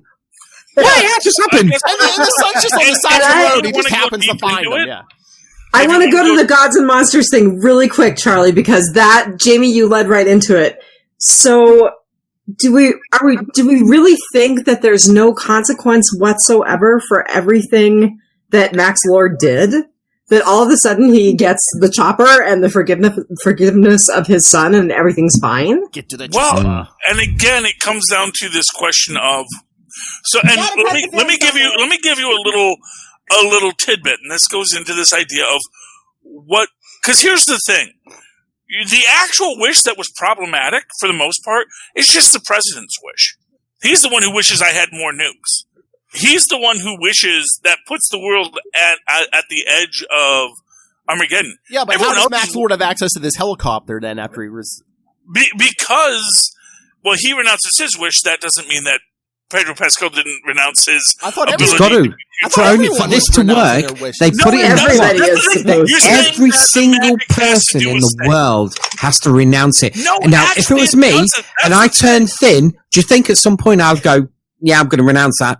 No way. Wait. The world is doomed, guys. I'm just telling you all that. I can reconcile Dianne and Charlie. Not in evidence. I can reconcile Dianne and Charlie's issues. So go for it. Say he renounces his wish and there's we don't see a consequence. Maybe Charlie's right and they're setting it up for a part 3, and Pedro Pascal's kid comes back as the villain in the future. He turned his kid bad. Ooh, that's fun. Well, I think neglect is going to turn this kid bad. Yeah, he's not the best. Every You've time also got to remember. Sorry, Phil. Go on. I was going to say, every time I saw this kid, they're like, "Oh yeah, the mother dropped them off or whatever." I'm just like, my head canon. Okay, here's my head canon. That kid was living in that office, just like under a conference table. He was living off like chips from the vending machine. Okay, Can we just also say about that kid that that kid is properly. Someone should tell Pesco, check your DNA on that kid, mate. That ain't yours. It's not yours, mate. We didn't see mom. So we didn't see mom. And the kid don't care. Remember in the flashback, Pedro had black hair until we dyed it. When we first see that kid, he's like in the office, and then we also see the random investor guy in the office. And if my secretary put my kid in an office way off in the back somewhere with some rando dude, that secretary would be fired. He only has the one at that point. It's the 80s. People trusted people. Ask Jimmy Savile. I said last to Jimmy Savile. I mean, yeah, people that was actually like 84. And, that's when that might be like just before the Different Strokes episode. Where dude, that's when people were still having sleepovers at Neverland. So yeah exactly. It's like Put it this way: the amount of letters I wrote to Jimmy Savile to have me walk on the set of Empire Strikes Back. If I knew now what then. I knew that letter would have been an awful bit different, and I would have been on that set. You don't want to know what Jamie did for that proton pack. But yeah, so I mean, look, I'm done defending this film. DCEU sucks. Let's just be real. Objectively, compared to the MCU, it's not good. It's not good. Yeah. Well, that's you're definitely. I think that's the saddest part of it is that better. I don't know what you were expecting. Deadbird, don't open. You open it. What I'm going to say is, if it wasn't for people comparing it to the MCU, it'd still be I think I think the DCEU could have just been making it. But they asked us to. I compared it to the first one. I know they did. They screwed it up. And again, like I said, for me, all these films are ridiculous. I like ridiculous things. I read comic books. That's my thing. It's like, I read comic books. I actually think comic books are cool. And this is the most comic book movie of them all, which is why I'm okay. Yes, exactly. This to me, in the same way I like Ang Lee's mediums requires changing the way you present it. You can't make a Ninja Turtle movie that's just like the Ninja Turtle TV show because it's going to be too unrealistic and too ridiculous for us to take seriously. You have to transition a little bit. I disagree. No. Yeah, exactly. I mean, that's the thing. And until that happens, I reject that logic. I reject the whole I read comic books because they're ridiculous because I just have two things. Sandman, The Boys. 3, Preacher. Okay, fine. Those are all books I don't read. So fair enough. If this was, if this was a comic book, if this was an actual comic book, I'd be taking it back, saying, "I think there's a couple of pages missing." So here's the thing: is they either needed to go one way or the other. Like I feel that the first Wonder Woman movie was like non-comic booky. And if they would have gone full comic book, I would have appreciated the movie. But they tried to do some sort of weird middle of the road crap, and it just didn't work. What I will say is, I think a lot of the biggest problems with the first Wonder Woman film is that it subverted expectations. So, as an example, when you have the guy who suffers clearly from PTSD, does he get the big redemption scene where he gets to take the shot and proves himself to be an adequate soldier? No, he doesn't. He fails again. Because you know what? PTSD is awful. And you don't get to just make the shot. And I think... need to see that. Yeah, but unless you want to tell a story where that isn't the thing. If you want to tell a story where things don't work the way you want it to... Or make sense. But the writing was better in that film. Yes. You didn't need backstory or anything like that. You could relate to it. The villains were just as weak. The MacGuffin was just as dumb. But exactly. You didn't have to headcanon so much. Take into account all the other things. The character development was good. The chemistry was good. The acting because I don't think that Wonder Woman and Steve Trevor had good chemistry. You didn't have to headcanon as much. Barbara and Wonder Woman have great chemistry in this. But I think Chris Pine's definitely better in this movie. I thought Ghostbusters 2016 again, all over. All right, sister-in-law, I am totally down with Mozz and not with you. Sorry. I don't even need the comic booky villain in Wonder Woman 1. I didn't need the God of War. Like, they could have ended it with killing the bad dude, the Nazi dude, and it would have been fine there. Brought it down smaller. But we did the guy killing thing, so we had to. That was his own. Yeah, but they daren't. They just daren't go to that kind of level. They just daren't do it. I don't know why because sometimes I think just go smaller for once, just to see if it works, right? And if it doesn't, then fair enough. Don't just go into a proper CGI battle because people are starting to call on it. What is it? Exactly. But that's the studio, isn't it? They always love the big CGI battle. Yeah. Bear in mind, I did read that the studio wanted 2 scenes cutting from this film. They wanted the beginning. And the mall. Yeah. What they wanted was one or the other. They said you can't have 2 cold opens. And again, okay. And yet here we are because it's not the fully finished edited movie. And again, okay. Wonder Woman expert with Hellfire. Didn't she train in secret where her mother didn't know until she competed? Right. Go to but if it's the big Olympics game, everybody gets a chance. That's the way I took it. Everyone gets a trophy. But she wasn't allowed to learn how to shoot a bow and arrow off of riding a horse, like that wasn't supposed to be her at that age. If they would have done that when she was like 16, 17, when her mom was like, fine, you can train her, it would have been better. But no, they had to do the little girl in the Cirque du Soleil scene. Yeah. Yeah. Well, because little kids are cute. Don't they pull on your heartstrings? Listen to you. Listen to you. That's the point. Really cheaply. Wilf is drunk. Yeah. I'm sorry. The thing though, at the beginning, that all those girls who have been training for years all stood there and they looked at that little girl and went, hold on, she's a demigod. We're going to lose. I'm going home. Actually, but they don't. When she doesn't, let's hope she cheats, huh? Well, she gets knocked off her horse because she's not ready to win. She wants to tell the lie to win, but it's the lie. And only the truth is true. Yeah. My other problem with that scene is one of the very first things we see is one of the other chicks body checking a girl off of her horse or something. Yes. So we can't take a shortcut, but we can sabotage one of our opponents. Yeah, because that doesn't seem lawful good. Well, if we agree that to the rules doesn't seem ahead, lawful good. No, it's not lawful good. It's the way the game is played. They're Amazons. They're warriors. Come on. Exactly. I actually felt bad that no one pushed her off. I would think they were being way too nice. Like, really, no one's going to body check. That would have been me as an Amazon, just by the way. I'd have been the one pushing the kid off. You know what? That's the thing. I mean, I think that'd be more fair.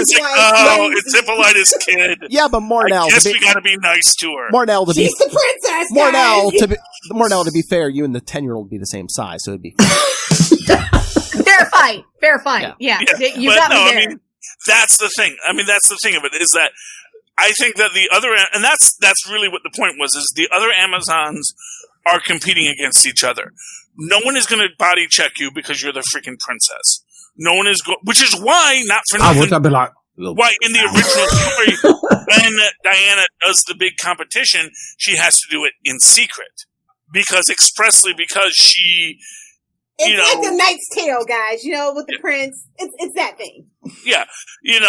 That's the thing. It's like when the original story is told, she has to reveal that, see, mother, I was the one who won.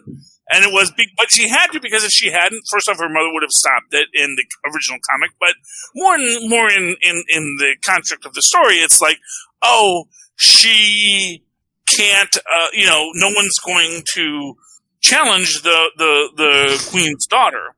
And for the fight thing, I loved that because it was very much the idea of catching the currents, which is, I think, literally from the original books. from the 40s where they say that Wonder Woman catches the currents to fly. That when she first starts flying, it's catching the air currents, and it's kind of weird. She got her New 52. She is a god, and she's riding on her father's powers or whatever. I thought she got Hermes shoes. That too. Okay. Well, I don't know. DC has so many versions of the story. Who knows anymore? Yeah, that's like 5 continuities ago. But the whole reason for that scene was basically you can't take the easy way out and don't lie. That was the concept, right? Yeah. Did we have to do it in a sequence that was at half an hour? Did we have to do that? Did we have to? We didn't.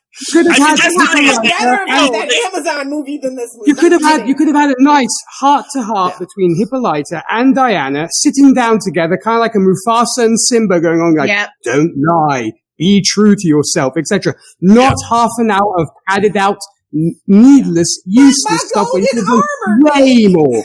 And did we really have to do it at all? Because that was already established for Diana's character in the first movie. I actually think that was maybe what AT&T was saying, but she fought him on it. Well, besides, and they're like, we don't want to have another Snyder Cut situation, so leave it in. The first half hour of this movie could really been trimmed and tightened up. Yeah. Oh yeah, and they have the time. They have the time. Yeah, although, like I said, I think that it was. I kind of feel like they put more in than they needed to. I don't know if there is. I'm going to be honest with you, Love. I don't know if there's a Jenkins cut. I don't know. I know for a fact that there is. Okay. This is not the movie that I watched in October, is what I'm telling you guys. Okay. Oh, that's right. Yeah, that I read either. Because Lil saw another version of this movie. Pirates. Yeah. Okay, well, for those who had to suffer this one. What's that? Lilith, are you saying you've seen a different version of this film? She got a screener's copy, you got a press copy, didn't you? Not a press copy. So, Lilith, was the movie that you saw a better movie? Slightly. It was not as long, and things were trimmed down, and there was a completely different love story to be told, but I guess AT&T didn't want to tell that story. Really? Was that wants to actually talk about it. Was that Hold on. This movie was supposed to come out in June. There's a low-key rainbow theme to the artwork and in the movie motifs itself, and I'll let you figure that out for you. So wait. I kind of caught that feeling at their lunch dinner thingy. Right? And it's kind of canon to the comic books as well. But is Barbara supposed to be the new is this our new One True Love? That I would have enjoyed. Yes. Hence the reason we ended up with... I can't really talk about it. Hence the reason we ended up with the poorly patched in Steve Trevor who was in the body of someone and there was no consensual sex. Oh, man. Hold on. So, Lilith, you saying you can't speak to it, but the film's out now, so surely you can speak about it. Because I can't speak about the second to last final draft that I read, and I can't talk about the movie that I actually saw because this is completely different. Until Patty wants to say what happened at AT&T and why they made her say she co-wrote this movie, I can't go in on it. I think you need to send me that film. Fair enough. Don't press her. That's wait, Lilith, did they film a love scene between Diana and Barbara? Not a love scene, but you definitely, more than gals being pals is all that I will say. Okay, yeah, I mean... I get it. I caught those feelings early on. I was like, and then it just disappears and she jumps into Maxwell Lord's arms. That's all I'm saying. Gimme. Yeah. Well, Jafar needed his Iago, right? Yeah. To be fair. And I will say that all the Aladdin movies are superior to the Wonder Woman. Right. Here's what I want for Wonder Woman 3. I want Barbara to still have her superpowers. I want to see her in a... I'm sorry. Okay, well, if you don't want that, that's fine. Cersei's the villain for movie 3. Okay, whatever. I want her, because I wanted them to do it in the reverse way they do it in the comics, which is, instead of her, now she's a real cheetah woman, I want her to wear the freaking fun fur outfit again. I want to see... You want to encourage the furries, baby doll. Are we saying then? Are we saying that Cheetah has got 9 lives sort of thing? Because I would think that the third film would have been set another 30 years to present day. We didn't want to spend more money, so we got what we got. Yeah, and Kirsty Wig would be like way too old. to be in it. Because maybe she's immortal now. So they're going to direct the third. Michael Bay's going to direct the third movie, and she is going to be like some random hot chick, like who's 22 years old. Guys, we're getting Cersei, a way better villain. Patty Jenkins has already been signed to the third film. Yeah, and is supposedly writing and directing. Supposedly writing for real. I doubt it. But okay, if you supposedly, I'm just saying that this hasn't killed her career. She's moving forward. But like I said, the reason why this movie is the way it is it's Patty humiliation ritual because she wants to go do her thing over at Marvel. Disney. It's a lot of things that went into that. The whole $10 million to say that they like HBO Max. It's this big whole thing. It's not a conspiracy. I'm being dead serious about this. But we need the money. Unless you could put the pieces together, you wouldn't know. If you don't know where to look, you wouldn't know. We need the money. It's a mess. And they've always wanted Wonder Woman to fail. They've never been fully behind this franchise. It is what it is. That's sad. That is sad. I've said this for years. Not only the comic books, but the movie also. Like no offense to Patty Jenkins. We could have got Catherine Bigelow. Yeah. We could have got Ava DuVernay to do this movie. Well, first one. It's way bigger female directors. But did you notice that just before this film came out, the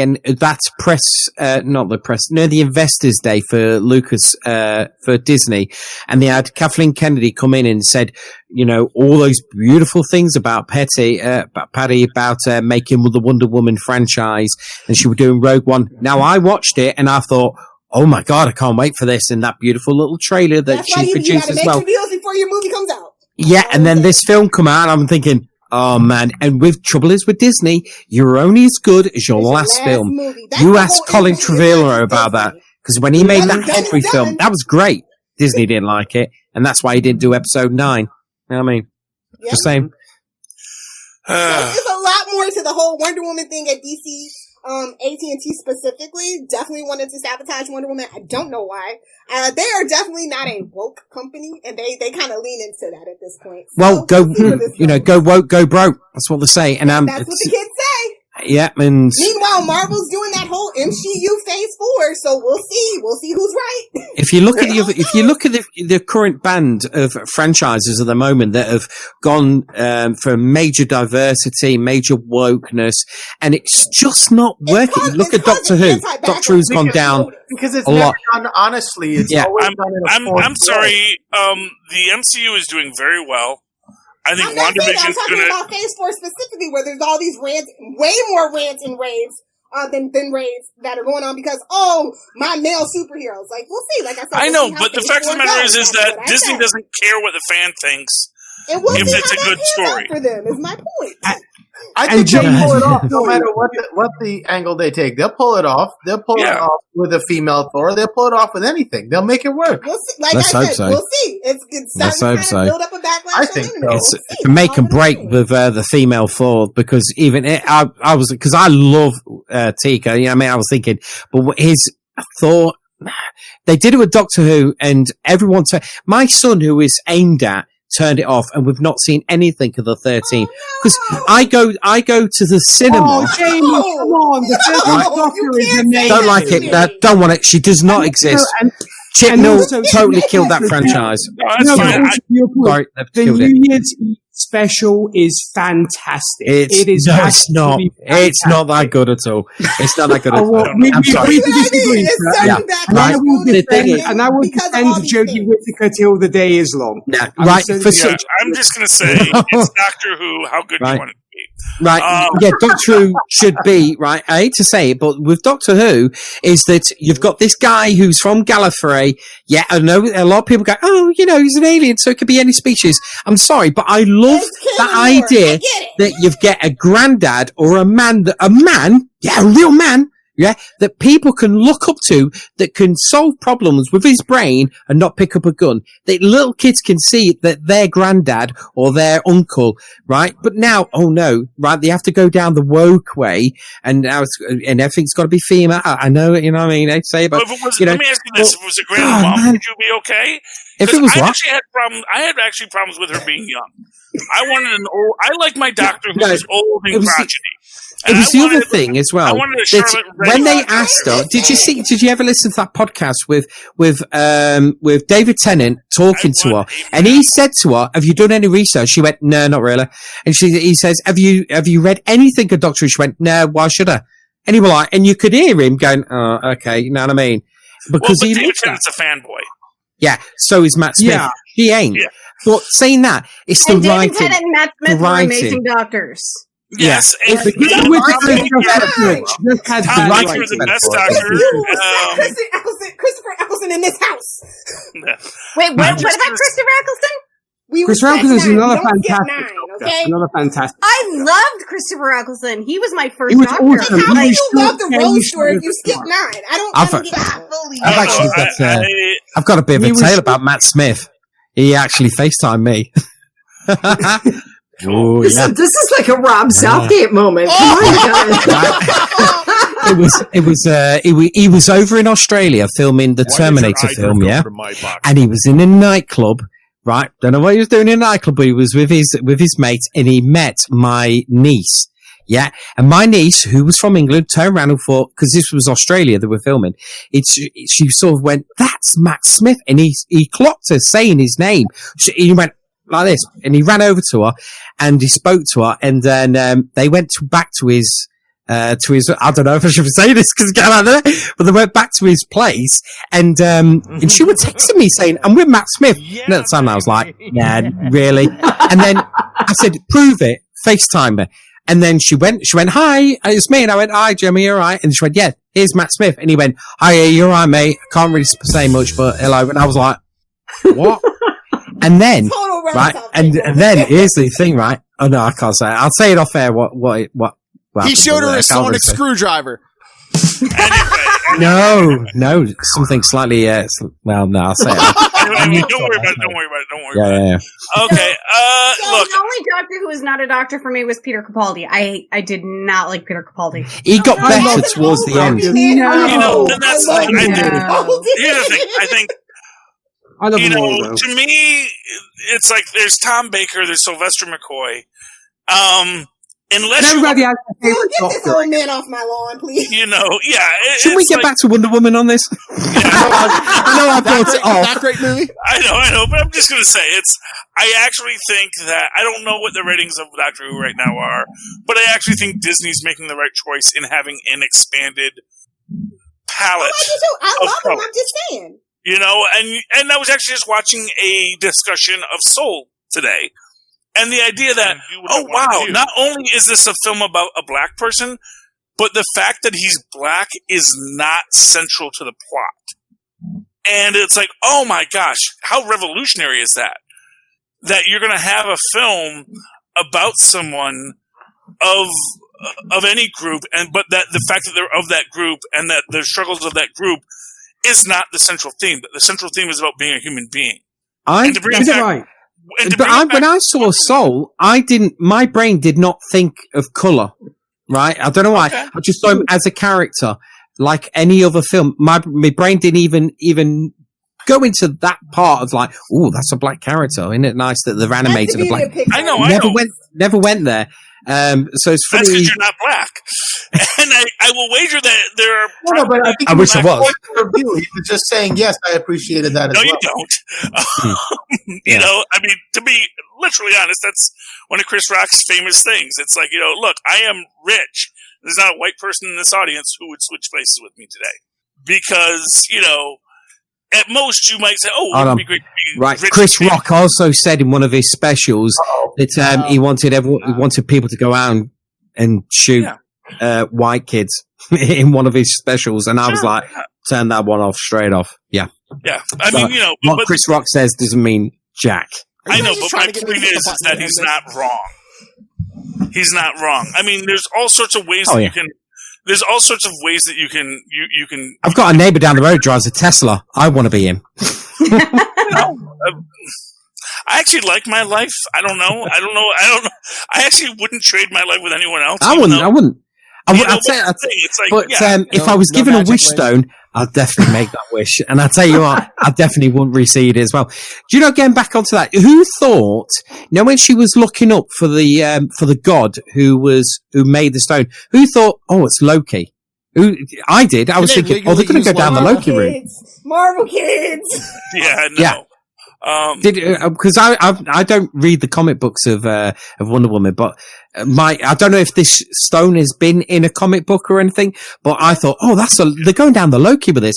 And then she went, it's a real bad god. And I was like, how bad is it? But now she didn't say how bad it was. I imagine if they were going to, what Lola said, that they would have said this is something created by Eris, who is also one of the, Endless, like Morpheus in The Dreaming.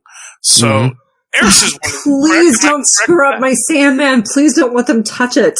Wasn't there writing inside the ring? It was the writing of the gods in the. Yeah. I forget the zone of the gods that is the specific. Yeah, but it is. I'm sorry for you that it is Lock, Stock, and Barrel AT&T. Who is the equivalent of Loki in Greek mythology? Yeah, Eris. Okay. Yeah. Yeah, Eris Discordia. Okay, and that's the difference is Norse mythology versus Greek mythology. Well, actually... and Eris is female. Yeah, actually, Loki is more aligned with Mercury or Hermes in that they're the trickster gods. Eris is more a god of chaos. Loki isn't specifically a god of chaos. He is a god of tricks and tales. But I'm saying DCU versus MCU. DCU is Greek mythology. I don't know if we have it all. Charlie, technically in the DCU, the Dreamstone is created by Daulos, not by Eris. Oh, well, no, yeah. The god of lies. Yes.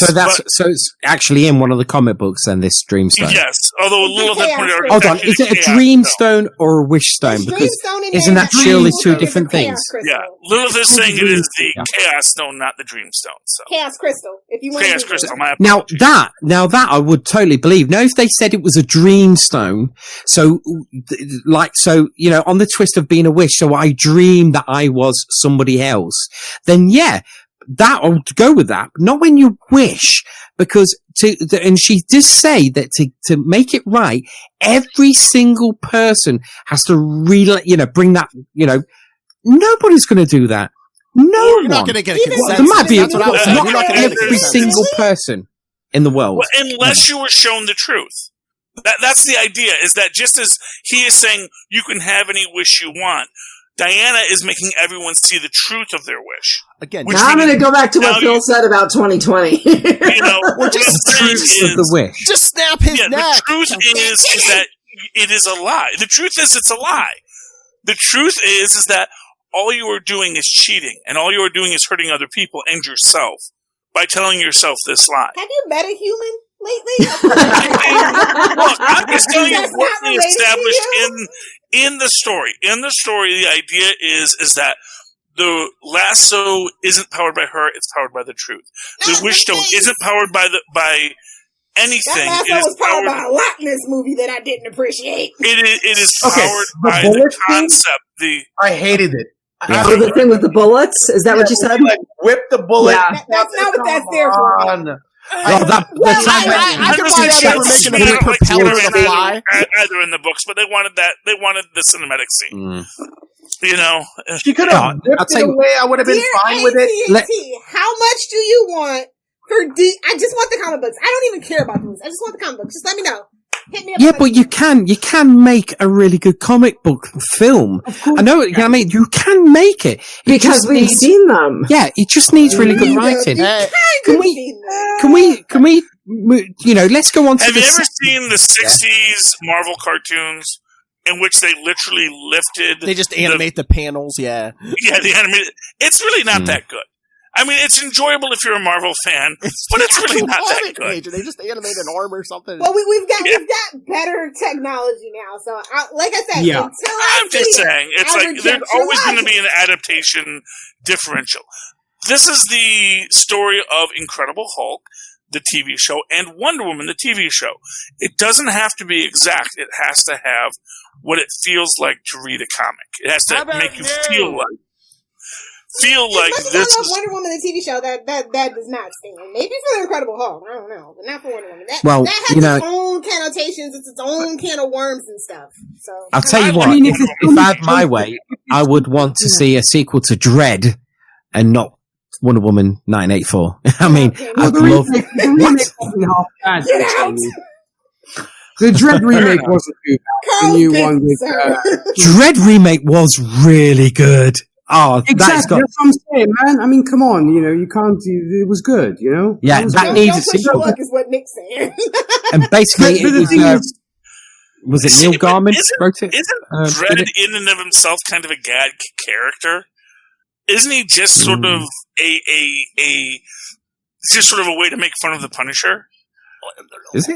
I thought I think Dread. Yeah, it really seems like it's meant to be kind of a Howard the Duck-esque reaction to ultra-violent anti-hero. No, more than anything, it was created as, shall we say, the British concept of fascism taken to the nth degree, and what happens when you have a fascist state.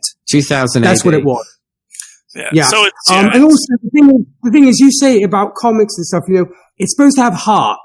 Where is the heart in this film? It's supposed to have hope. Where is the hope in this film? It was gonna have hope and love, but we had to bring Steve back because. To be fair, they signed him for 2 films, so they had to. They're paying him regardless. I think what they should have done with Steve Trevor is they shouldn't have featured him in any trailers whatsoever.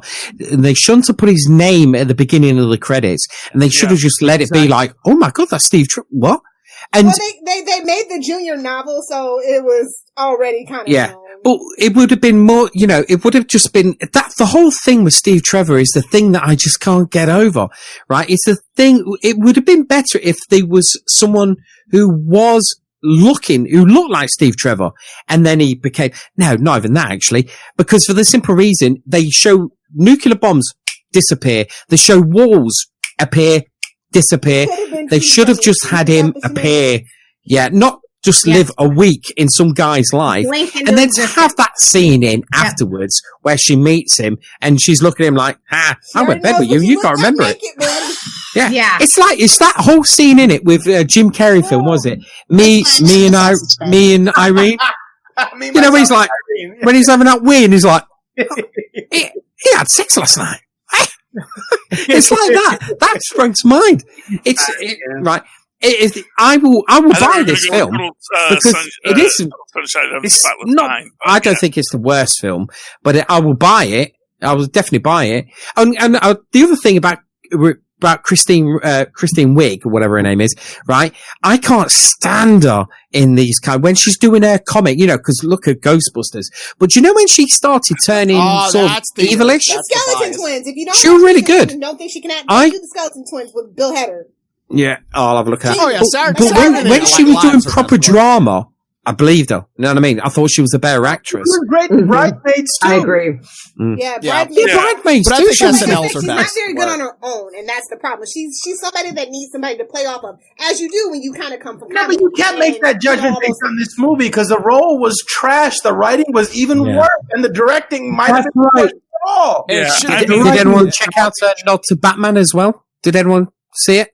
Her nod to Batman, where they're talking to her, and they turn around and she's disappeared. It was like, where's she gone? Yeah. Oh, okay. I thought that was just a nod to her being Cheetah because she was super quick. She's like, I thought, if I had her wish and I said I want to be a cheetah, I'll turn it into like a big crispy cheesy snack. That's what'll happen to me. And again, why did she make that second wish? It's like she had Diana's strength and stuff. She said she wants to be more. Because that's the thing is, no matter what you have, you want more. No, she said she doesn't want to be like anybody. So it's like, well, if you're not going to be like so she wants more. She wants to be Superman. She wants to be more than what she was, even though now she has everything. Because that's the thing. Person who gets a taste of power, who wants more. She wanted to be the apex predator. Thank you, little person. Exactly. It's someone who wants, because that's the thing. If all you want is more, you'll never be filled because you can never have enough. Okay, more is never enough, and that's the problem.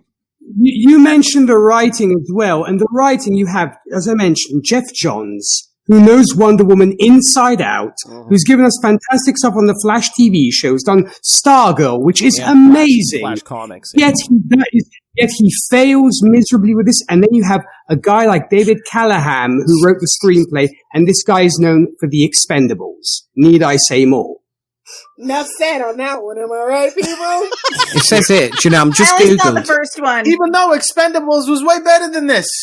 Yeah. Right, but I'm saying you're bringing in a guy who did The Expendables, and you've got a man who's worked in comics forever and has done fantastic things. Jeff Yet he can't Johns get is a on movie. probation, though. I don't know if we've discussed that before, but he's on probation with DC, so AT&T's not the happiest with him. And you're going to find out I am right so much more often than I've just Googled Apex Predator, right? And it's come up as whale. Pop up now. That's awesome. A killer whale. So imagine when he says to her, "What do you want to be?" And she says, "An apex predator." Next thing you know, she's like, "What happened there?" All of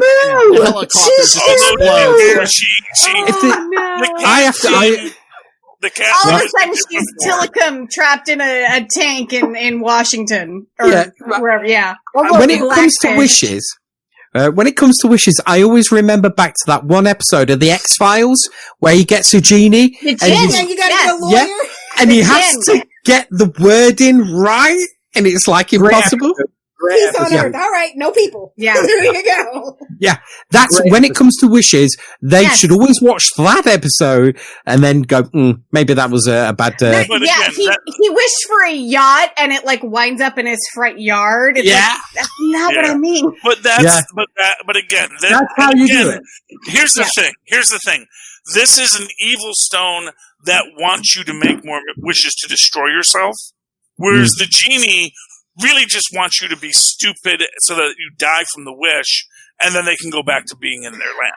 What if it's not even evil? What if the stone is simply like, if you were writing code, you couldn't just say, I want a beautiful world. You would have to describe pixel by pixel the world you'd have to create. Maybe wishes are the same way. You can't It's a really legal document. have a way of describing every single molecule in the situation you're trying to describe. There is no way you can ever get it right. There's always a All we can talk about is what we can observe. You have to have, and you can't describe everything you can observe. you have to have a legal to write your wish. You have to have like party of the first part, abides by addendum C. Yeah. As an example within this, we see once Max Lord is the one in charge of the wishes, he's the one deciding how messed up your wish is going to be. And he's also deciding what he takes from your wish. Exactly. The stone isn't, I don't think, and Lilith can correct me on this, the crystal isn't something that decides what it's going to take. There's no consciousness to the crystal. It's sentient. But Maxwell Lord has okay, I'm going to grant you your wish, but I'm going to take X, Y, and Z. Yes, which he says after the fact, which legalistically, I think you have a real argument here. But it's like, wait a minute, that was not in the. You have to present that as a front in the deal. Or make them related in some way so that we can make the jump easily and think, okay, this was a natural reaction to that wish. This is something that would be taken away. Make it some sort of reasonable thing. No. Yeah. So, did anybody go back and look at the story, The Monkey's Paw? Because I did today. Oh, yeah, of course. They mentioned it a couple of times in the film, didn't they? Right. And so, the way looking at the Simpsons episode. The way that it worked, Simpsons, that's right. The way that it worked in the story was the father, at Christmas time, father, mother, and son are together, adult son. Adult son has a friend from the army come over and visit and brings this monkey's paw that he's gotten, the shriveled up monkey's paw, and he says it's evil, horrible, you can get your wishes granted, but it does terrible things, and throws it into the fire, and the father takes it out of the fire and makes a wish that his mortgage will be paid off. The next day, his son is killed, and he gets money from the company in exactly the amount of the mortgage to be paid off. The wife is grief-stricken. She asks for him to ask for the son to come back. He wishes for the son to come back, and there's suddenly a knock at the door, and he realizes that maybe what is supposed to be at the door isn't what he wants to, or what's actually at the door isn't what he wants to see. He's a zombie. And wishes for it to go away. And those are the 3 wishes. So, I guess what I'm just trying to say is these wishes are the monkey's paw. Yeah. Well, they are. Right, but they should have been some relation between getting your wish and that consequence. And having a consequence. Right. Yeah, absolutely. Like Tita, whatever you felt like taking, and it made no sense. It goes back to what I said about Max Lord. No consequences for Max Lord. None. No, his health is going. His health Did it look and like his he was kid. dying? Yeah, because he even said, he goes, I'm going to keep giving wishes even if every time I grant a wish now I'm going to rebuild myself organ by organ. Right. Yeah, exactly. And for Cheetah, it is that her humanity is lost. Mm-hmm. So she gives up the thing that made her human. And for Diana, if anything else, you can say that is the perfect wish because she gets to have her relationship and she is no longer burdened by her immortality. Yeah. I don't think she was ever burdened by her immortality. I didn't get the feeling that she was. Well, she could grow old with Steve. Because she lives among humans. Or she could grow old with Steve. It can't be easy to watch everyone you love die Hold on. know everyone you ever loved. Charlie, that whole scene at the beginning where she's fighting crime in the mall tells you everything that she's loving her life. Right there. She's loving it. It's a distraction. Loving it. Yeah, it's a distraction. It's like, no, she's loving it, and she is. It's only when she has to order a meal for one. You know what I mean? And we've all been there. Ticket to see a movie. How many tickets for one? And then they go, okay, yeah, okay. Right? That's not that I've lived 1,000 lives. I'm thinking, I know. When that waiter took away the plates, I was like, you could just see like the look on her face where she's like, really? Yeah. Wouldn't it be weird if she turned around to that waiter and went, "Excuse me, I didn't give you permission to take that," and he turned around and goes, "Well, you didn't have permission to have it off with my uncle, did you?" or my boyfriend who's got his own place. Yeah, what about that? Maybe the guy had a boyfriend or girlfriend.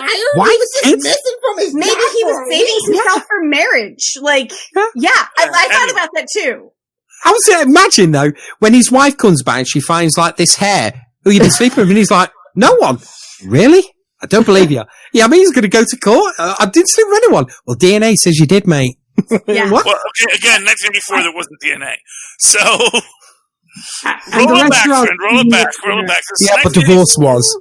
Yes, but and then again assumes he's married, which he probably isn't because he says the apartment was a mess when he gets there. All right, we're going long, but like I want to touch on something Mozz said. Like I agree, like the wishes should have like affected each other. It's like she was losing her powers because of bringing Steve back, but at first, before they explained it, I was Love like, oh wait, makes you weak as a woman. Didn't you get that? I thought she was losing her powers because Cheetah was gaining them. That's what was my first thought. I'm like, maybe that's taking her powers Love and giving makes them to you weak, Barbara. baby. No, I mean, I pretty much got the idea that it was totally just, it was giving up her immortality to have a real relationship with a human, which is, not for nothing, a classic story.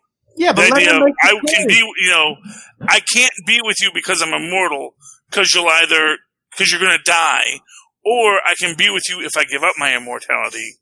Or if I grant you immortality, you're either going to wind up a cricket, or you have to be asleep forever. And like none of those are good. I disagree with that, Charlie. Disagree with that because in the first film he took that choice himself and he made the ultimate sacrifice. I'm sorry, when you get a character that makes the ultimate sacrifice, don't bring them back for the next film because that just makes that sacrifice. That's why we don't want Iron Man. The idea is that this was a selfish wish. She for whatever might have existed, based on the film we have, I can say that this is meant to be her selfish wish. This is her cheating. Well, she didn't even know she was making a wish. She didn't even decide to do it. She didn't know, did she? One, she didn't know. Yes, she did. Acting like she does not know exactly what she's doing when she makes that wish. And she never said it. It makes you say, oh, wow. Everyone else said it. She never said it. I think that she didn't fully understand the stone. I don't think she did. He doesn't know thought it was fake. It was literally they thought it was a fake. Even the slightest bit. Wait, Nick is trying to say something and I didn't catch it. No, I was saying it was literally wishful thinking. That's what it was. Like for example, when you're holding a stone that says "make a wish." You know, but she said it's real. Mozz, what did you just say then? It's like throwing a coin in the fountain. Like in Rome, you go to the Trevi fountain, you throw a coin in, you make a wish, but it's wishful thinking. Except she's a god, and she knows. But she doesn't know this is a godly thing. But she doesn't know this is a godly magic power. She doesn't know this is the magic. At that point, she didn't think that stone was real and valid. Yeah, she did because she knows the language of the gods. She didn't until later. Yeah, okay, Mozz, one at a time. He's all bleeding in. Go on, Mozz. Okay. So if somebody came up to her with a magic 8-ball and said, "Hey, is this going to happen?" She would go with it. She would believe it because she's a god and magic. If it is clearly a magic 8-ball, and she's like, "Yeah, you are clearly the devil." So if Mephisto showed up with a magic 8-ball, she thought it was a fake. She even says, "I don't know about fakes." She told Barbara, "I don't know about fake artifacts." So if I get the Ouija board carpet and run my Roomba, I'm okay. Look, I'm just saying. You did watch the recent episode of The Stand. But then that just speaks ill of her, because she should clearly know better. And it's a DC movie. You know, she's clearly a being. And freaking, she thought World War I would end because she killed a guy. Exactly. She's naive, so she didn't know this was a magic wishing stone. But at the same time, World War I ended because she killed a guy. She knows magic is real and it has real world consequences. But there, it must be really like she didn't know it was magic. Just tell her it's all the same complaint. You guys can say whatever you want. It's all the same complaint that it was in one. If you're not going to criticize one, don't criticize two. I mean, but we've countered that argument several times by saying they really keep it buoyed beyond that. We didn't care. The problem here is we cared about the issues because there wasn't enough to pay off. They asked us to pay all the emotional currency and didn't give us anything in return. Now we feel like, hey, I'm out $5 and give me my money back. Hey, 20 more minutes. This will be as long as the movie was. Yeah. You've all got to remember, right? The only reason we are basically criticizing this story is because we were so invested with the characters from the first film that we went into this invested. We wanted this film to be so good. We wanted this legacy to carry on. And then when they don't do it, then you got a reason to complain. Well, that was your first mistake. Right. Let's just say, right, take away the bits and bobs about the characters. Wrap out the play settings of and distances travelled and all the little stuff that's been going on around it in the film. It's like it's really sloppy.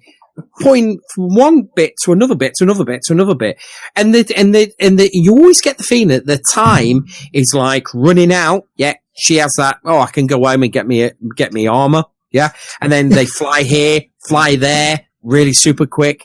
It's like, and remember, at one point of the film, they say, "This is your 4-minute warning," and that takes 8 minutes. You know what I mean? Okay. We're all dead. And plus, when you write, I've always the thing is when you write a film that's set in a prequel. Let's say when you write a film about a prequel, you've got to remember what's gone after it. If you don't, you're going to trip yourself over. Yeah, exactly. Only if you assume that it is. That's the thing. It's like you assume that when she got this, it wasn't like, yeah, we're washing our hands of the Snyder Cut. Again, the majority of this movie, they should explain it. You shouldn't have to explain it, Charlie. Yeah, fair enough. I mean, I'm not going to argue that. I'm not going to argue that this isn't, like I said, this isn't an IKEA bookshelf of a film. This is an IKEA bookshelf of a film. I'm just saying, you know what, if you want to build the film, the instructions are included. And you have to dumb down this stuff, because, I mean, if this year's proved nothing, at least half of this country is stupid, so you have to...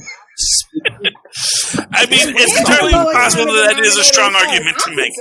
I have faith in the wellspring of humankind. I don't know.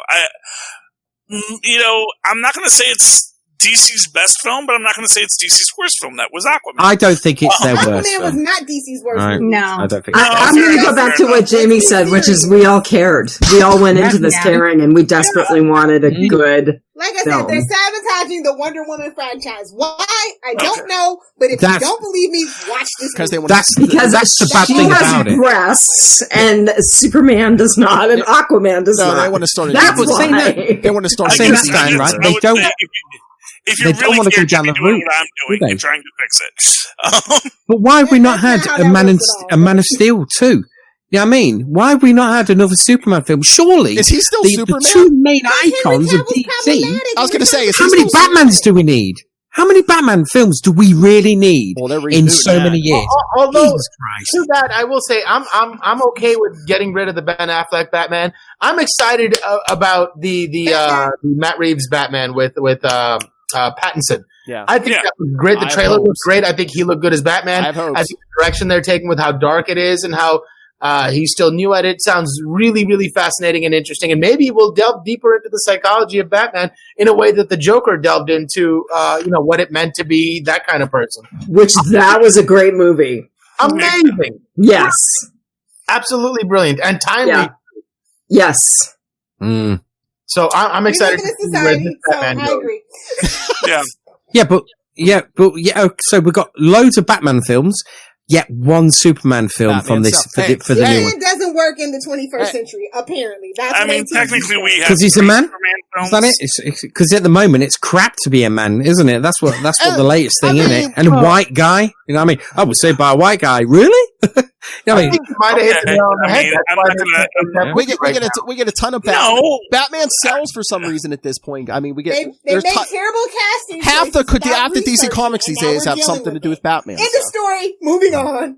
Wrap it up. Yeah. I was going to say another 10-15 minutes. This will be as long as the movie. So Okay. Well, you're the one in charge, man. You can wrap it up. You can say final Am I thoughts. Charlie Esser? Yeah, don't act like we're the ones making it long when you're the MC, man. I would never I'll tell you accuse what. you of making the show long, Charlie. If Batman knew exactly what Wonder Woman got up to in 1984, he would find a way to kill her dead. I'd say, yeah. If Batman knows how to kill these people, that's his whole reason of believing. No, and he if doesn't he have read to that, say- hold on, nuclear war. He won't. He's got a thing for He it. won't rid kill of them, that. but he doesn't have to Isn't save Wonder them. Woman like the one person he doesn't have a way to kill? I thought there was one Oh person no! that he Oh couldn't no! He kill. has fouls on everybody.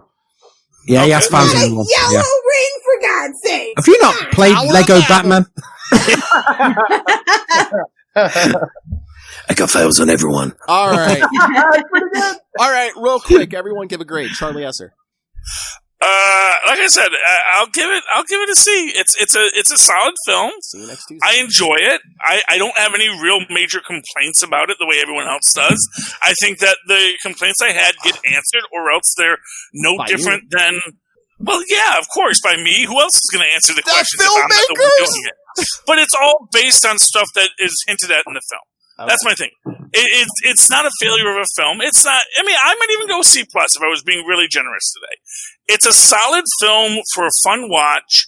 It gives you everything that you're going to want to watch it. And if you're going to be a big jerk about it, well, then maybe you should be watching DC films, man. It's like, go watch freaking Citizen Kane with Mark Maron or something. You know, he doesn't like superhero films either. If you don't want to watch these things, don't watch them. No one's making you. No, Watch Soul. That was that's good. false equivalency. I'm not saying I don't want to watch any superhero films. There's tons of superhero films I do I like. want That's not a superhero. fair argument. Okay, but I'm giving it a C. So next person. Lilith Hellfire. On a DCEU scale of Justice League to Shazam, I will give it a B+, but on a real movie scale, it definitely gets a D-. Ooh. All right. Like I said, I saw a different movie. The movie you guys saw, the one that we're talking about right now, I am so utterly disappointed, and I can't believe this is happening. This is going on, and Patty Jenkins ain't saying a damn thing. It's messed up. Contracts. All right, Jamie. What did you grade it? I ain't got a clue what this ABC, because if I did an ABC rating, it'd be C for It's crap. like the alphabet from right? A to Z. Right. Okay. Is it all right? What is Z worse and A's good? Is it back So to- F is a failure. right? So right, So it's A, B, C, D, F is the bad. right. Don't ask okay. what happened to E. It's a thing. I'll give it a D maybe, because you need to be a dunce to sort of like understand it really. Because it has got some, to be fair, it has got some great pieces. At the beginning of it, I enjoyed the title cards. because that little detail of VHS, you know, with the tracking, I thought was great. And that beginning bit I thought was really, really good, but it meant nothing in the end, right? And then the bit in the mall, great, loved it, meant nothing in the end, right? And the whole thing just made nothing. there was our drinks. There were too many leaps of logic in this, and far more leaps than I could have done that Wonder Woman did. You know what I mean? So basically, the only reason she flew is because her boyfriend died and told her, you just got to feel the air. You know what I mean? What? It's like a film written, by people who have not read the source material, thinking, well, people haven't read the source. You know what I mean? Crap. Sorry, but I went over a bit around there. Yeah, I give it a D. I'll buy it when it's on cheap. But I look forward to it. When it comes out, I'll it makes me think Hope Rogue Squadron's going to be good. Oh my God. But let's see. Let's see what the next one. Let's see what the next one's going to be. Yeah. All right. Move on from me. All right, Dianne. All right, on a scale of the first Wonder Woman, stop Charlie, stop Lilith, I am giving that a 5 out of 5, and I am giving this like a 1 out of 5. On a scale of I am having Wonder Woman tattooed on my arm for my next tattoo. Arm, okay. If it were, yes, on my arm. If it were this film, if that were the inspiration, I would not be getting that tat. Oh. So... yeah. So sorely disappointed from a 5 to a 1. All right. Nick, what you think? Oh, wait, you skipped Marnell. Sorry, but you did. Go ahead, Nick. Oh, okay. Yeah. Well, you know what? Had it been 2020, I probably would have given it a 2 or a 4 out of 10. But the Simon Cowell / Russian judge in me tells me you should give this a 4 out of 10. But it's a new year. We're optimistic. We're happy. I'm going to give it a passing grade. It's a 6 out of 10 for me. Hey. Wow. Generous. Thank you, sir. All right. I would have said 6. I would have said, if we did the numbers, I would have said a 6. Oh, Lilith, you should have said 6 out of 9. Hey-o. All right. Little one. Marnell, what should you give it? I'm with Lilith on this one. I gave it a D- because D stands for steaming pile of dung. I am with Dianne. I will watch the first Wonder Woman 1,000 times over before I watch this one. The only good things about this movie were I loved seeing the picture of Etta at the very beginning. I loved a little peek at Linda Carter. Yeah. And then I loved the jokes surrounding high heels. Oh, they're not animal print. The only character growth in the whole movie. They're not animal print. They are not, but I appreciate a good high heel. I don't remember the platform high heels in the 80s, but I was only 5 in 1984, so maybe they were around, but yeah. So 3 very minor good things about the movie. Other than that, I am happy to never watch it again. So, of course you love heels. They get you to 5'4", don't they?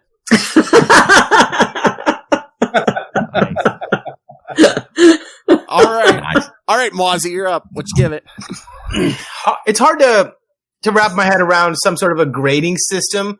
But the only thing that I can think of that will properly portray how I'm feeling is a quote from Anthony Bourdain.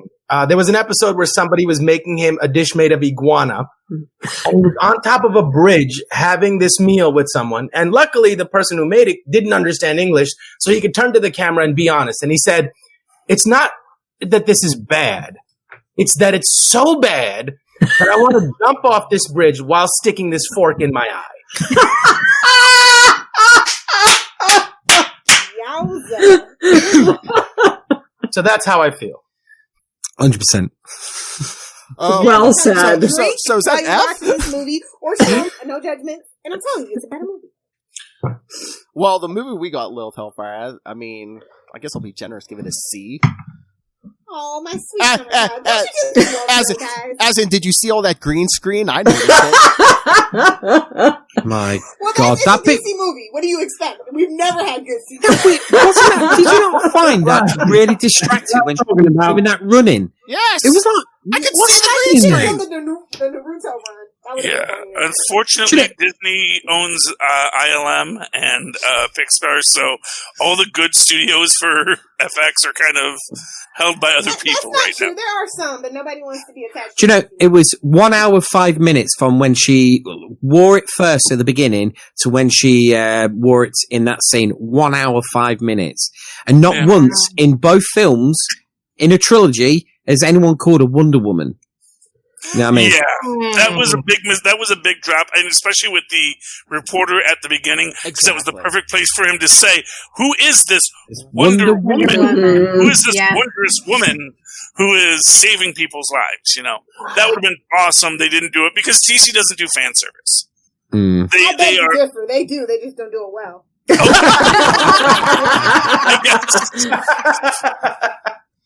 Noise. They just got one guy on Bleeding Cool, and they're like, "Yeah, that must be what everybody wants." Don't listen to Bleeding Cool. Hashtag no offense. Nobody's crying. Do you know when you look at the reviews online for this film, you can definitely see who were paid to like this film and who are not. Yep. Like IGN, I looked to theirs and I was like, what film are they watching? They must have watched What in the name of Charlie X are they saying? I wouldn't be surprised. No, I wish I was being bad. I just, like I said, I mean, hey, the bar is where the bar is, man. Warner, and they cleared it. That's all. Warner's. It didn't Hermes Conrad it. I was going to say, Aquaman, Warner's. You could get a good review out of Charlie just with a 6-pack. Come on, yo. This film was so bad that Rob Southgate saw it twice and refused to come on. Charlie, he couldn't get through it. Yeah, 99% fresh before it came out. I know. Yeah.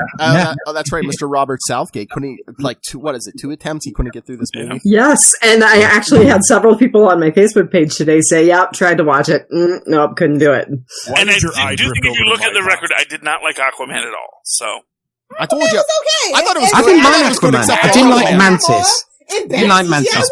They took my favorite character and ruined him. If you're going to put Manta in there and give him a backstory, and you can't have Master movie. Screw Black Manta.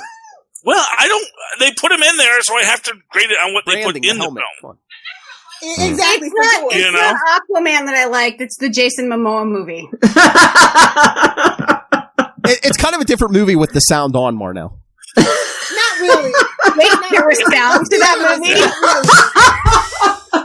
And that's what I'll say is, if nothing else, Diana never condemns anyone to death in this. Okay, I know that we're not talking about this, but by the way, The Stand, Amber Heard is in the new remake of The Stand, and she's quite good, I think. We don't do that here, Diane. And we don't defend Amber Heard. And terrible person. I don't know if you heard. She may be a terrible person. Single-handedly ended Johnny Depp's career. Yeah, I know. I think Johnny Depp's doing okay. I don't think. But she also plays someone who's terrible. She plays Nadine. It's Amber Heard being Amber Heard. Lilith, nobody else might. She's got a role, Lilith, an actor can be a terrible person. Like, Bill Cosby did horrible things, but you're not going to take away Dr. Huxtable from me. We still have Felicia Rashad. Ghost Dad did that for me. Exactly. Ghost Dad, yeah. And I just want to say to all of you Star Wars lovers, oh my god, I'm so glad I finally did watch The Mandalorian. Yeah! It was amazing. Yeah. Oh, good. Amazing. If 2020 brought us anything, it's Diane watching The Mandalorian. This is the way. Yes. Oh my god! My missus filmed me roaring my eyes out. Hey, that's how I did put it on my Facebook page. I think. Hey, so Cooper Andrews, the guy who plays Jerry on The Walking Dead, tweeted, "Oh my god, I just watched the last 2 episodes, and my dog is licking my tears off my face." And I thought, I can't watch it alone. What am I going to do? I tell you what, wishes do come true, and if I had to take that one back, would never happen. Hey, Jamie, crying on the internet. That's how Kevin Smith gets his jobs anymore. Yeah. But, All right. This is way long. All right. Yeah. Sorry. No, that's fine. No. All right. So it's what we do here. Obviously, nobody listens to Capes. It's what we do here. Obviously, Rob doesn't listen. There was no swearing in this episode. Oh, there was. There was no swearing, but it's about as long as a Housewives episode. Can I just say, I felt sorry for Nick because he's got your logo over his face. I know. It's like on a wanted poster. I should. Story of my life, Jamie. Story of my life. Nick, lean out a bit so we can see it. How do you like it, Jamie? There's that beautiful mug. See, and you're actually centered to the left of the logo, so you actually look okay. Yeah. So, see, it was just Phil, just not producing properly. Leave Gelman alone. I was too busy talking this episode, Charlie. Sorry. Yes, Lilith. Yeah, Lilith would be perfect because she's the furthest away from it. Yeah. There you go. I don't even notice it. There you go. So, right, should we just start again then? I really enjoyed the opening credits. You know what I mean? That was a hell of a cold opening. Oh, hit record. Okay. All right. But no, I was going to have everyone do their plugs. All right. So since he was obscured most of the episode, Nick, tell people where they can find you in your podcast. Okay, deep breath. Here we go. Okay, so if any country music lovers out there, I do host a Whiskey and Cigarettes show, which is a country music radio show where we play today's country, traditional country, and everything else in between. For more info about that and where to tune in, you can visit our website. That's whiskeyandcigarettesshow.com. Podcast-wise, I also host Happiness and Darkness, the superhero movie podcast, where we discuss superhero movies from Marvel, DC, Dark Horse, Image, and more. If you'd like to join me on there and discuss your favorite superhero movie, you can hit me up via email. That's happinessanddarknesshow@gmail.com. We're on Facebook, Twitter, and the Instagram.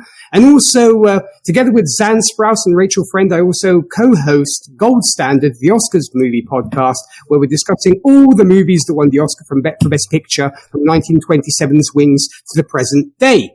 If you'd like to discuss your favorite Best Picture movie, you can hit us up via email. That's goldstandardoscars@gmail.com. We are on Facebook and the Twitter machine. And can I just say, everyone, that is the gold standard of knowing your tags. Suck it, Ray. Thank you, Jamie. Your check's in the mail. What the F? All right. Since Marnell's drunk, Diane, do the plugs for you guys. Oh my God, that means I have to know, and I'm not nearly as cool as Nick. So, we are the Real Housewives of Alaska. That's our newest podcast. We're having a lot of fun with that. We have Biters. Real Housewives actually has a Twitter account that's somewhat active. I am not going to tell you to look for it because it's a jacked up handle. Just search with the name. And the best way to communicate with us is on Facebook. Sliding down polls. We are at facebook.com/biters also in Walking Dead times, but since, that's not going to be back till like February. Yeah, that's nothing in pandemic time. And in the meantime, hail Satan. Oh, you stole Marnell's line. Hail Satan. I really, really like Hooters. All right, Jamie. Who is this Satan guy? I don't know. Me. Yeah. If you're a Ghostbusters fan, I've got a Ghostbusters podcast just for you. We are the #1 Yorkshire podcast for Ghostbusters, the Ghost Heads UK podcast @gmail.com. No, that's wrong. Let me restart that. Right? It's Ghost Heads see, this is why Nick's better one than mine. Right? It's ghostheadsuk @gmail.com if you want to get in contact with us on that one. I also do a #1 Yorkshire podcast for Star Wars, and that's Radio Free Endor. And we've just done the mammoth 8 episodes of season 2 of The Mandalorian, and you can hear me get quite teary on the last one. It's very good. And that's Radio Free Endor @gmail.com. And everything else, well, just Google it. Jamie, thank you for making us all sound as almost as good as Nick. No problem. All right, Mozz, do you have any plugs besides working with that bastard down there? Yeah, I'll let Charlie handle all the plugs for our shows. I'll just give you my email and Facebook. You can find me. You want to argue some more? It's @gmail.com, or find me on Facebook under Mozz Manzor. That's MOZZ MANZOOR. All right, Lilith Hellfire. Do you remember your plugs? It's been a couple weeks. Interwebs. Find me on Twitter @Lilith Hellfire, on Instagram @Lilith Hellfire 86, or @Lilith Hellfire 69 on Instagram and TikTok. I'm 12 when you need me to be 12. Where's that 69 mean? What? Kidding. You hit her right in the face with that. All right. That's for Capes After Dark. Hello. That's right. Lilith and I have started an OnlyFans. Oh, all right. So have I. Face with that. I think the pants Whoa.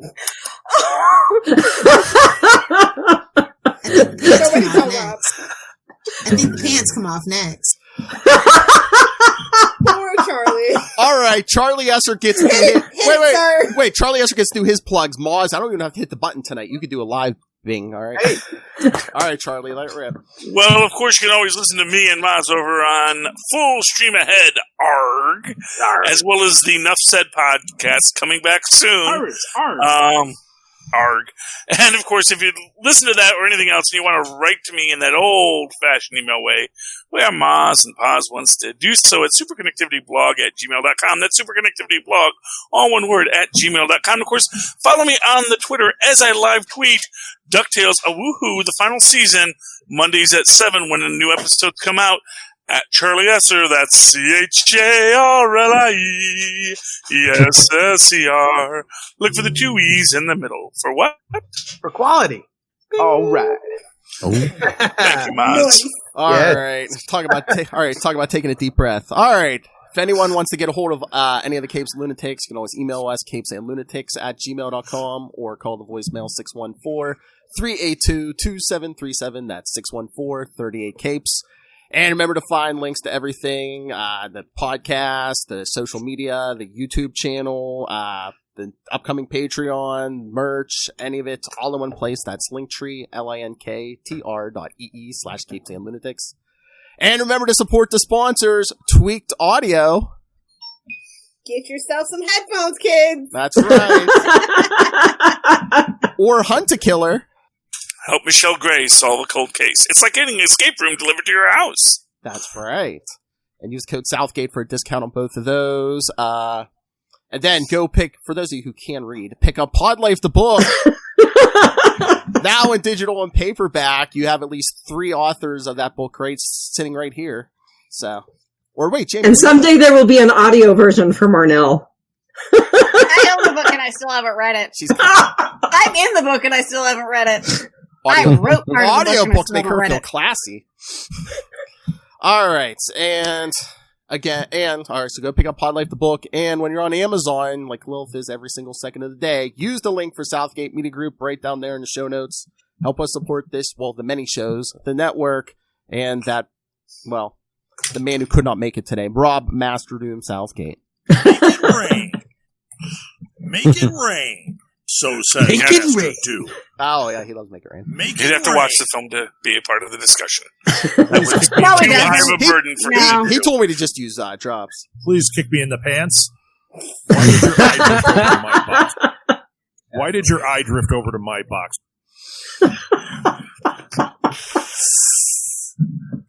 And we're the problem children. Yeah. Watch out for those weirdos. Wait, wrong show. Alrighty, anyway, for another week, we have been your Capes. Ampersand. Lunatics! Finally plural! And the drunkard. Capes and Lunatics. And the drunkard. Time on now. I'm out. Like, it's time to end the show. Oh! I don't think that glass had a bottom.